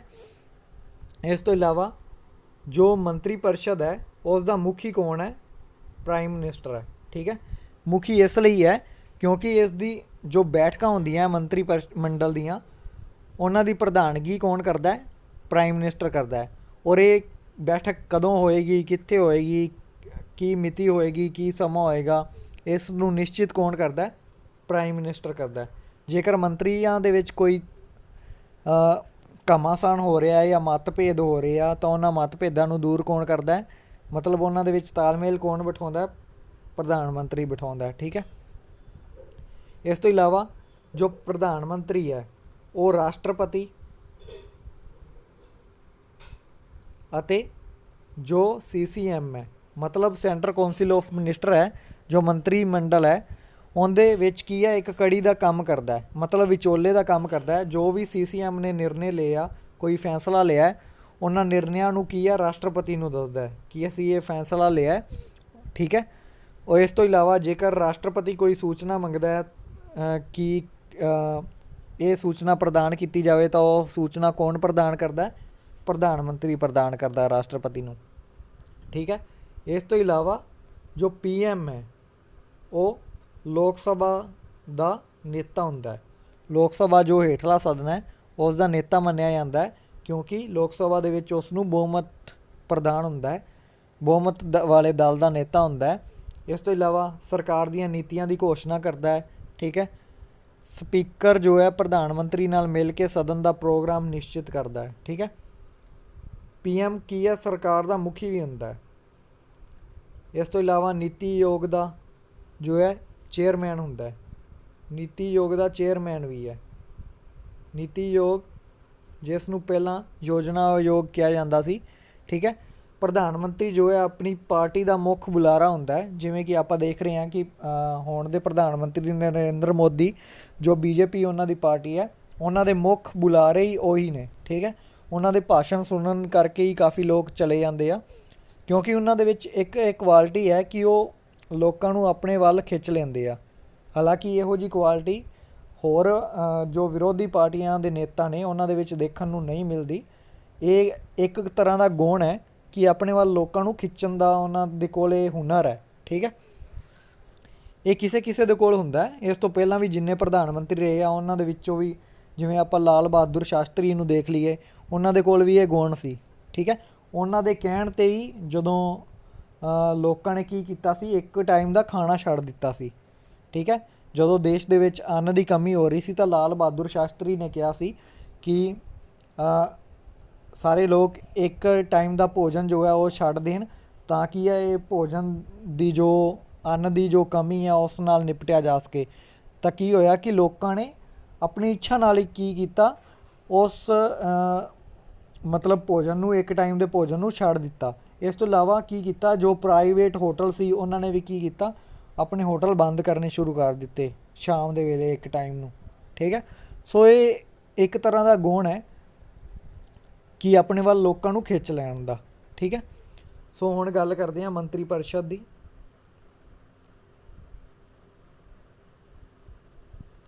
ਮੰਤਰੀ ਪਰਿਸ਼ਦ ਮਤਲਬ ਕੌਂਸਿਲ ਆਫ ਮਿਨਿਸਟਰ, ਕੌਂਸਿਲ ਆਫ ਮਿਨਿਸਟਰ, ਠੀਕ ਹੈ। ਮੰਤਰੀ ਪਰਿਸ਼ਦ ਕੀ ਹੁੰਦੀ ਹੈ ਕਿ ਸੰਵਿਧਾਨ ਅਨੁਸਾਰ ਜੋ ਕੇਂਦਰੀ ਕਾਰਜਪਾਲਿਕਾ ਹੈ ਉਸ ਦੀਆਂ ਸ਼ਕਤੀਆਂ ਜੋ ਹੈ ਵੈਸੇ ਤਾਂ ਰਾਸ਼ਟਰਪਤੀ ਨੂੰ ਸੌਂਪੀਆਂ ਗਈਆਂ ਨੇ, ਰਸਮੀ ਤੌਰ 'ਤੇ ਰਾਸ਼ਟਰਪਤੀ ਦੇ ਕੋਲ ਨੇ, ਲੇਕਿਨ ਰਾਸ਼ਟਰਪਤੀ ਇਹਨਾਂ ਸ਼ਕਤੀਆਂ ਦੀ ਵਰਤੋਂ ਕਦੋਂ ਕਰਦਾ ਹੈ, ਜਦੋਂ ਮੰਤਰੀ ਪਰਿਸ਼ਦ ਉਸ ਨੂੰ ਸਲਾਹ ਦਿੰਦੀ ਹੈ, ਠੀਕ ਹੈ। ਮੰਤਰੀ ਪਰਿਸ਼ਦ ਕੋਈ ਸਲਾਹ ਦਿੰਦੀ ਹੈ ਕਿ ਇਹ ਚੀਜ਼ ਕਰਨੀ ਚਾਹੀਦੀ ਹੈ ਤਾਂ ਰਾਸ਼ਟਰਪਤੀ ਕੀ ਹੈ, ਉਹ ਕੰਮ ਕਰਦਾ ਹੈ, ਠੀਕ ਹੈ। ਸੋ ਹੁਣ ਆਪਾਂ ਗੱਲ ਕਰ ਲਈਏ ਕਿ ਮੰਤਰੀ ਪਰਿਸ਼ਦ ਵਿੱਚ ਕਿੰਨੇ ਤਰ੍ਹਾਂ ਦੇ ਮੰਤਰੀ ਹੁੰਦੇ ਆ, ਠੀਕ ਹੈ। ਇਹ ਗੱਲ ਕਰਦੇ ਹਾਂ ਮੰਤਰੀ ਪਰਿਸ਼ਦ ਦੇ ਵਿੱਚ ਕਿਹੜੇ ਕਿਹੜੇ ਮੰਤਰੀ ਹੁੰਦੇ ਆ। ਸਭ ਤੋਂ ਪਹਿਲਾਂ ਕੈਬਨਿਟ ਮੰਤਰੀ,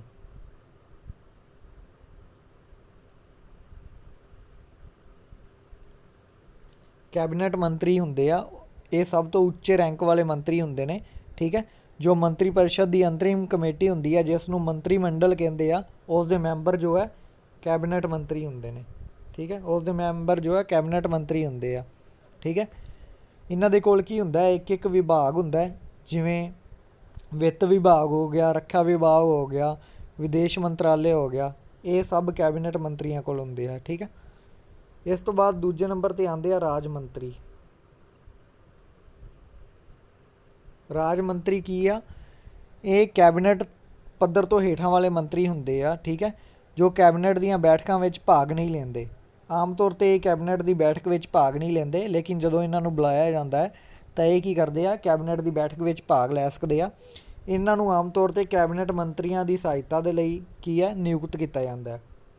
ਤੀਜੇ ਪੱਧਰ 'ਤੇ ਕੌਣ ਹੁੰਦੇ ਆ, ਉਪ ਮੰਤਰੀ। ਉਪ ਮੰਤਰੀ, ਉਪ ਮੰਤਰੀ ਕੀ ਕਰਦੇ ਆ, ਕੈਬਨਿਟ ਮੰਤਰੀ ਅਤੇ ਰਾਜ ਮੰਤਰੀ, ਜੋ ਕੈਬਨਿਟ ਮੰਤਰੀ ਆ ਅਤੇ ਰਾਜ ਮੰਤਰੀ ਆ, ਉਹਨਾਂ ਦੀ ਸਹਾਇਤਾ ਦੇ ਲਈ ਨਿਯੁਕਤ ਕੀਤੇ ਜਾਂਦੇ ਆ। ਇਹ ਕੈਬਨਿਟ ਦੀ ਬੈਠਕ ਦੇ ਵਿੱਚ ਕਦੇ ਵੀ ਭਾਗ ਨਹੀਂ ਲੈਂਦੇ, ਠੀਕ ਹੈ। ਚੌਥਾ ਹੈ ਸੰਸਦੀ ਸਕੱਤਰ, ਠੀਕ ਹੈ। ਸੰਸਦੀ ਸਕੱਤਰ ਵਿੱਚ ਕੀ ਹੁੰਦਾ ਹੈ ਕਿ ਇਹ ਅਸਲ ਵਿੱਚ ਮੰਤਰੀ ਨਹੀਂ ਹੁੰਦੇ, ਠੀਕ ਹੈ। ਇਹਨਾਂ ਨੂੰ ਕੋਈ ਪ੍ਰਸ਼ਾਸਕ ਜ਼ਿੰਮੇਵਾਰੀ ਨਹੀਂ ਸੌਂਪੀ ਜਾਂਦੀ।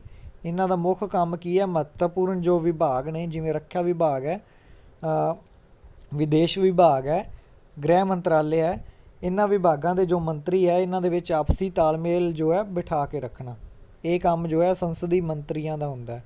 ਠੀਕ ਹੈ, ਹੁਣ ਗੱਲ ਕਰਦੇ ਹਾਂ ਮੰਤਰੀ ਪਰਿਸ਼ਦ ਦੇ ਕੰਮ ਕੀ ਨੇ। ਮੰਤਰੀ ਪਰਿਸ਼ਦ ਦੇ ਕੰਮ ਕੀ ਨੇ। ਠੀਕ ਹੈ, ਮੰਤਰੀ ਪਰਿਸ਼ਦ ਜੋ ਹੈ ਦੇਸ਼ ਦੀ ਅਸਲ ਕਾਰਜਪਾਲਿਕਾ ਹੈ, ਇਹ ਸਭ ਨੂੰ ਪਤਾ ਹੈ। ਇਹ ਘਰੇਲੂ ਅਤੇ ਵਿਦੇਸ਼ ਨੀਤੀ ਦਾ ਨਿਰਮਾਣ ਕਰਦੀ ਹੈ, ਇਹ ਇਸ ਦਾ ਪਹਿਲਾ ਕੰਮ ਹੈ। ਦੂਜਾ ਕੰਮ ਹੈ ਕਿ ਦੇਸ਼ ਦੇ ਵਿੱਚ ਜੋ ਵੀ ਮਹੱਤਵਪੂਰਨ ਨਿਯੁਕਤੀਆਂ ਹੋ ਰਹੀਆਂ ਨੇ, ਰਾਸ਼ਟਰਪਤੀ ਇਸ ਦੀ ਸਿਫਾਰਿਸ਼ 'ਤੇ ਹੀ ਨਿਯੁਕਤੀਆਂ ਕਰਦਾ ਹੈ। ਫੋਰ ਐਗਜ਼ਾਮਪਲ ਗਵਰਨਰ ਦੀ ਨਿਯੁਕਤੀ, ਅਟੋਰਨੀ ਜਨਰਲ ਦੀ ਨਿਯੁਕਤੀ, ਕੈਗ ਦੀ ਨਿਯੁਕਤੀ, UPSC ਦੀ ਨਿਯੁਕਤੀ, ਇਸ ਦੇ ਮੈਂਬਰਾਂ ਦੀ ਨਿਯੁਕਤੀ। ਠੀਕ ਹੈ, ਇਲੈਕਸ਼ਨ ਕਮਿਸ਼ਨ ਦੇ ਮੈਂਬਰਾਂ ਦੀ ਨਿਯੁਕਤੀ, ਇਹ ਸਾਰੀਆਂ ਜੋ ਨਿਯੁਕਤੀਆਂ ਨੇ ਮੰਤਰੀ ਪਰਿਸ਼ਦ ਦੀ ਸਿਫਾਰਿਸ਼ 'ਤੇ ਹੀ ਰਾਸ਼ਟਰਪਤੀ ਕਰਦਾ ਹੈ। ਠੀਕ ਹੈ, ਸੰਸਦ ਦਾ ਸਮਾਗਮ ਕਦੋਂ ਬੁਲਾਉਣਾ ਹੈ, ਇਸ ਦੀ ਸਲਾਹ ਜੋ ਹੈ ਮੰਤਰੀ ਪਰਿਸ਼ਦ ਦਿੰਦੀ ਹੈ ਰਾਸ਼ਟਰਪਤੀ ਨੂੰ। ਠੀਕ ਹੈ, ਇਹ ਚੀਜ਼ਾਂ ਕੀ ਹੈ ਮੰਤਰੀ ਪਰਿਸ਼ਦ ਦੇ ਕੰਮਾਂ ਵਿੱਚ ਆ ਜਾਂਦੀਆਂ। ਹੁਣ ਗੱਲ ਕਰਦੇ ਹਾਂ ਮੰਤਰੀ ਪਰਿਸ਼ਦ ਅਤੇ ਮੰਤਰੀ ਮੰਡਲ। ਮੰਤਰੀ ਪਰਿਸ਼ਦ ਅਤੇ ਮੰਤਰੀ ਮੰਡਲ ਦੇ ਵਿੱਚ ਫ਼ਰਕ ਕੀ ਹੈ। ਆਮ ਤੌਰ 'ਤੇ ਦੋਵਾਂ ਨੂੰ ਇੱਕ ਹੀ ਸਮਝਿਆ ਜਾਂਦਾ ਹੈ, ਲੇਕਿਨ ਇਹਨਾਂ ਦੋਵਾਂ ਦੇ ਵਿੱਚ ਡਿਫਰੈਂਸ ਹੈ। ਜੋ ਮੰਤਰੀ ਪਰਿਸ਼ਦ ਹੈ ਇਹ ਕੀ ਹੈ, ਵੱਡੀ ਸੰਸਥਾ ਹੈ, ਵੱਡੀ ਸੰਸਥਾ ਹੈ। ਠੀਕ ਹੈ, ਇਸ ਦੇ ਵਿੱਚ ਕੀ ਹੈ 70 ਤੋਂ ਲੈ ਕੇ 80 ਮੰਤਰੀ ਹੁੰਦੇ ਆ। ਜਿੰਨੀ ਵੀ ਕੈਟਾਗਰੀ ਦੇ ਮੰਤਰੀ ਹੁੰਦੇ ਆ, ਕੈਬਨਿਟ ਮੰਤਰੀ, ਉਪ ਮੰਤਰੀ, ਰਾਜ ਮੰਤਰੀ, ਸੰਸਦੀ ਸਕੱਤਰ, ਇਹ ਇਸ ਦੇ ਵਿੱਚ ਆ ਜਾਂਦੇ ਆ। ਮੰਤਰੀ ਮੰਡਲ ਕੀ ਹੈ, ਛੋਟੀ ਸੰਸਥਾ ਹੈ। ਇਸ ਦੇ ਵਿੱਚ ਮੁੱਖ ਜੋ 10 ਤੋਂ ਲੈ ਕੇ 15 ਜੋ ਹੈ ਮੰਤਰੀ ਹੁੰਦੇ ਆ। ਠੀਕ ਹੈ, ਇਸ ਦੇ ਵਿੱਚ ਸਿਰਫ ਕੈਬਨਿਟ ਮੰਤਰੀ ਹੁੰਦੇ ਨੇ, ਕੈਬਨਿਟ ਮੰਤਰੀ ਹੁੰਦੇ ਆ, ਔਰ ਇਹ ਜ਼ਿਆਦਾ ਸ਼ਕਤੀਸ਼ਾਲੀ ਹੈ ਮੰਤਰੀ ਪਰਿਸ਼ਦ ਤੋਂ। ਜਿੰਨੇ ਵੀ ਮੁੱਖ ਨਿਰਣੇ ਹੁੰਦੇ ਆ, ਜੋ ਫੈਸਲੇ ਹੁੰਦੇ ਆ, ਉਹ ਮੰਤਰੀ ਮੰਡਲ ਦੇ ਦੁਆਰਾ ਕੀਤੇ ਜਾਂਦੇ ਆ, ਕਿਉਂਕਿ ਇਸ ਦੇ ਵਿੱਚ ਸਾਰੇ ਵਿਭਾਗਾਂ ਦੇ ਕੈਬਨਿਟ ਮੰਤਰੀ ਹੁੰਦੇ ਆ। ਠੀਕ ਹੈ, ਸੋ ਇਸ ਲਈ ਇਹ ਜ਼ਿਆਦਾ ਸ਼ਕਤੀਸ਼ਾਲੀ ਹੁੰਦੀ ਹੈ। ਹੁਣ ਗੱਲ ਕਰਦੇ ਹਾਂ ਸੁਪਰੀਮ ਕੋਰਟ ਦੀ, ਮਤਲਬ ਸਰਵਉੱਚ ਅਦਾਲਤ ਦੀ। ਠੀਕ ਹੈ, ਸੰਵਿਧਾਨ ਦੇ ਵਿੱਚ ਕੀ ਹੈ, ਸੰਸਦੀ ਲੋਕਤੰਤਰ ਦੀ ਸਥਾਪਨਾ ਕੀਤੀ ਗਈ ਹੈ। ਇਸ ਦੇ ਇਲਾਵਾ ਸੰਘੀ ਜੋ ਲੋਕਤੰਤਰੀ ਸਰਕਾਰ ਦੀ ਸਥਾਪਨਾ ਕੀਤੀ ਗਈ ਹੈ। ਸੰਘੀ ਦੇ ਵਿੱਚ ਕੀ ਹੁੰਦਾ ਹੈ ਕਿ ਕੇਂਦਰ ਅਤੇ ਰਾਜ ਸਰਕਾਰਾਂ ਦੇ ਵਿੱਚ ਕੀ ਹੈ ਸ਼ਕਤੀਆਂ ਦੀ ਵੰਡ ਕੀਤੀ ਗਈ ਹੈ, ਨਾਲ ਹੀ ਜੋ ਨਾਗਰਿਕਾਂ ਨੂੰ ਮੌਲਿਕ ਅਧਿਕਾਰ ਦਿੱਤੇ ਗਏ ਆ।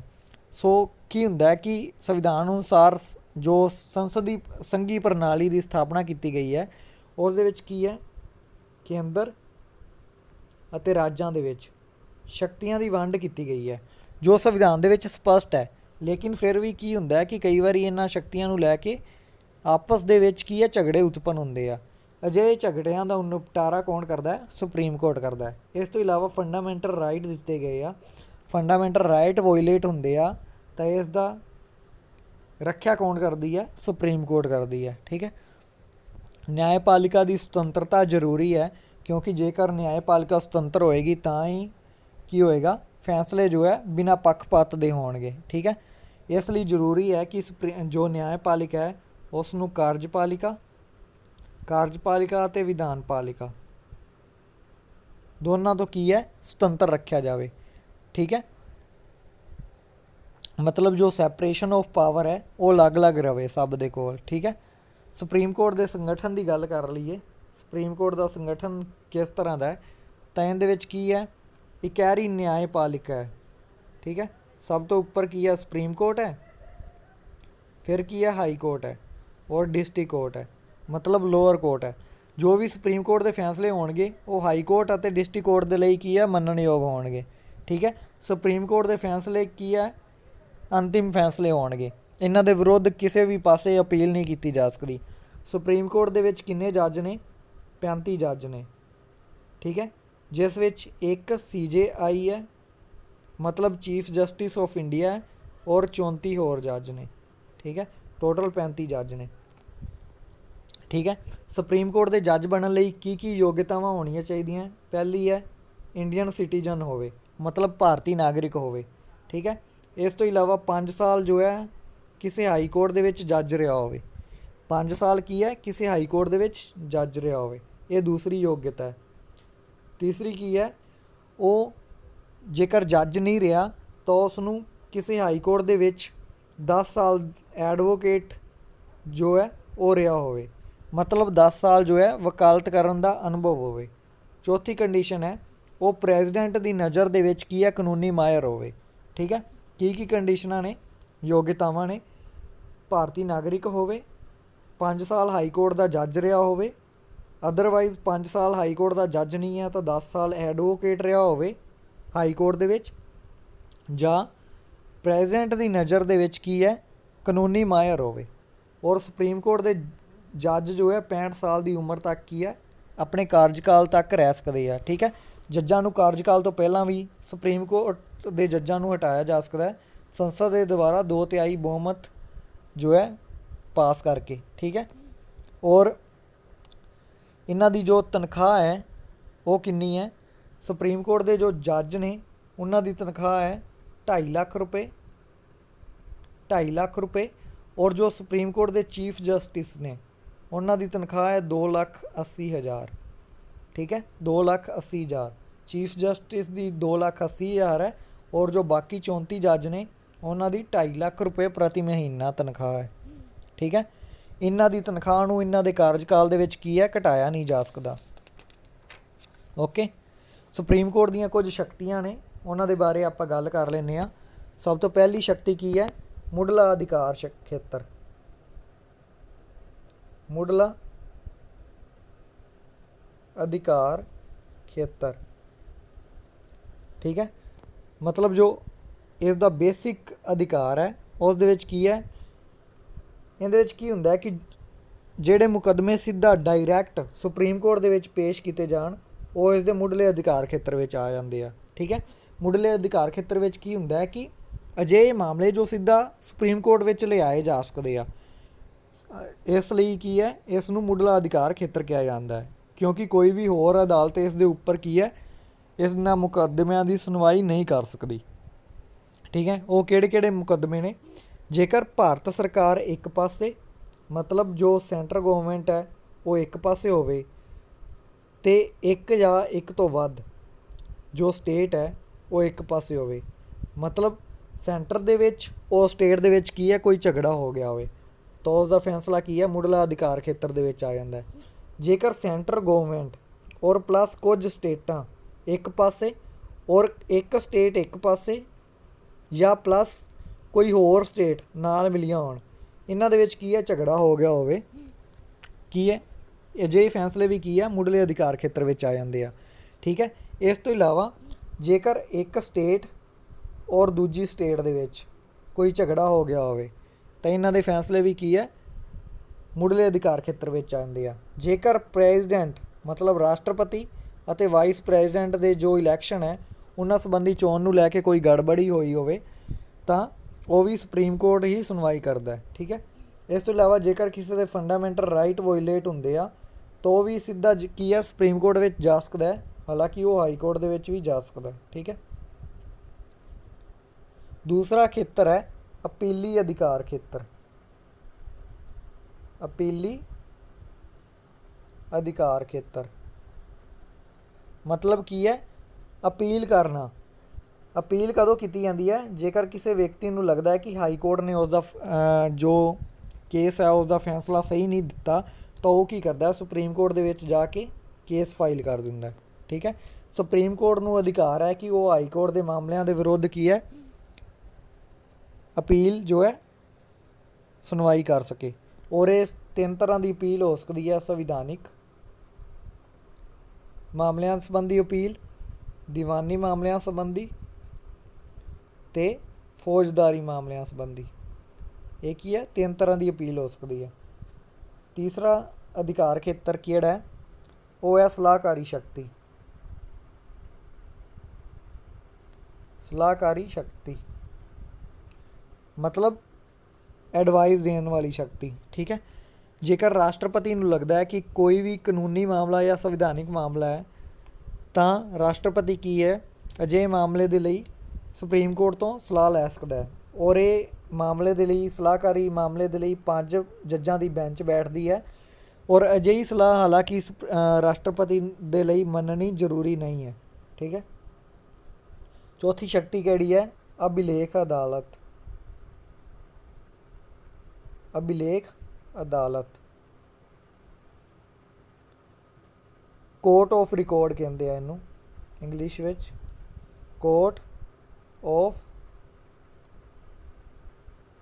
ਰਿਕਾਰਡ। ਠੀਕ ਹੈ, ਅਭਿਲੇਖ ਅਦਾਲਤ ਹੈ ਸੁਪਰੀਮ ਕੋਰਟ, ਕਿਉਂਕਿ ਸੁਪਰੀਮ ਕੋਰਟ ਦੇ ਜਿੰਨੇ ਵੀ ਫੈਸਲੇ ਹੁੰਦੇ ਆ ਉਹਨਾਂ ਦਾ ਕੀ ਹੁੰਦਾ ਹੈ, ਲੇਖਾ ਜੋਖਾ ਰੱਖਿਆ ਜਾਂਦਾ ਹੈ, ਉਹਨਾਂ ਨੂੰ ਪ੍ਰਕਾਸ਼ਿਤ ਕੀਤਾ ਜਾਂਦਾ ਹੈ ਲਿਖਤੀ ਰੂਪ ਦੇ ਵਿੱਚ, ਸਾਰਿਆਂ ਦੇ ਸਾਹਮਣੇ ਕੀ ਹੈ ਸ਼ੋਅ ਕੀਤਾ ਜਾਂਦਾ ਹੈ। ਇਸ ਤੋਂ ਇਲਾਵਾ ਅਭਿਲੇਖ ਅਦਾਲਤ ਦੇ ਵਿੱਚ ਕੀ ਹੈ, ਇੱਕ ਹੋਰ ਚੀਜ਼ ਹੈ, ਜੇਕਰ ਕੋਈ ਵੀ ਵਿਅਕਤੀ ਅਦਾਲਤ ਦਾ ਅਪਮਾਨ ਕਰਦਾ ਹੈ ਤਾਂ ਕੀ ਹੈ, ਅਦਾਲਤ ਉਸ ਵਿਅਕਤੀ ਨੂੰ ਸਜ਼ਾ ਦੇ ਸਕਦੀ ਹੈ। ਇਹ ਕੋਰਟ ਆਫ ਰਿਕਾਰਡ ਦੇ ਵਿੱਚ ਕੀ ਹੈ, ਅਦਾਲਤ ਨੂੰ ਅਧਿਕਾਰ ਹੈ। ਇਸ ਤੋਂ ਇਲਾਵਾ ਪੰਜਵੀਂ ਸ਼ਕਤੀ ਕਿਹੜੀ ਹੈ, ਜੁਡੀਸ਼ੀਅਲ ਰਿਵਿਊ ਦੀ ਸ਼ਕਤੀ, ਮਤਲਬ ਨਿਆਇਕ ਪੁਨਰ ਨਿਰੀਖਣ ਦੀ ਸ਼ਕਤੀ। ਇਹਦੇ ਵਿੱਚ ਕੀ ਹੁੰਦਾ ਹੈ ਕਿ ਜੇਕਰ ਸੁਪਰੀਮ ਕੋਰਟ ਨੂੰ ਲੱਗਦਾ ਹੈ ਕਿ ਕਾਰਜਪਾਲਿਕਾ ਨੇ ਜੋ ਆਰਡੀਨੈਂਸ ਪਾਸ ਕੀਤਾ ਹੈ ਜਾਂ ਸੰਸਦ ਨੇ ਕੋਈ ਕਾਨੂੰਨ ਪਾਸ ਕੀਤਾ ਹੈ, ਜੇਕਰ ਉਹ ਸੰਵਿਧਾਨਕ ਨਿਯਮਾਂ ਦੀ ਉਲੰਘਣਾ ਕਰਦਾ ਹੈ, ਮਤਲਬ ਸੰਵਿਧਾਨ ਦੀ ਉਲੰਘਣਾ ਕਰਦਾ ਹੈ, ਤਾਂ ਉਸ ਦਾ ਜੁਡੀਸ਼ੀਅਲ ਰਿਵਿਊ ਕਰਕੇ ਅਜਿਹੇ ਕਾਨੂੰਨ ਨੂੰ ਜਾਂ ਅਜਿਹੇ ਆਰਡੀਨੈਂਸ ਨੂੰ ਕੀ ਹੈ, ਅਸੰਵਿਧਾਨਿਕ ਘੋਸ਼ਿਤ ਕਰ ਸਕਦੀ ਹੈ। ਠੀਕ ਹੈ, ਮਤਲਬ ਉਸ ਨੂੰ ਰੱਦ ਕਰ ਸਕਦੀ ਹੈ। ਇਸ ਲਈ ਇਹਨਾਂ ਸ਼ਕਤੀਆਂ ਦੇ ਹੋਣ ਕਰਕੇ ਕੀ ਹੈ, ਸੁਪਰੀਮ ਕੋਰਟ ਨੂੰ ਕੀ ਕਿਹਾ ਜਾਂਦਾ ਹੈ, ਤੀਜਾ ਸਦਨ ਕਿਹਾ ਜਾਂਦਾ ਹੈ, ਤੀਜਾ ਸਦਨ ਕਿਹਾ ਜਾਂਦਾ ਹੈ ਸੰਸਦ ਦਾ। ਠੀਕ ਹੈ, ਸੋ ਇਹ ਹੈ ਕੇਂਦਰੀ ਸਰਕਾਰ। ਕੇਂਦਰੀ ਸਰਕਾਰ ਜੋ ਹੈ ਪੂਰਾ ਚੈਪਟਰ ਹੋ ਚੁੱਕਿਆ ਹੈ। ਇਸ ਤੋਂ ਬਾਅਦ ਆਪਾਂ ਕਰਾਂਗੇ ਸਟੇਟ ਗਵਰਨਮੈਂਟ। ਠੀਕ ਹੈ, ਹੋਪ ਕਿ ਤੁਹਾਨੂੰ ਵੀਡੀਓ ਪਸੰਦ ਆਈ ਹੋਵੇਗੀ, ਸਾਰਾ ਕੁਝ ਸਮਝ ਆ ਗਿਆ ਹੋਵੇਗਾ। ਸੋ ਮਿਲਦੇ ਹਾਂ ਨੈਕਸਟ ਵੀਡੀਓ ਦੇ ਵਿੱਚ।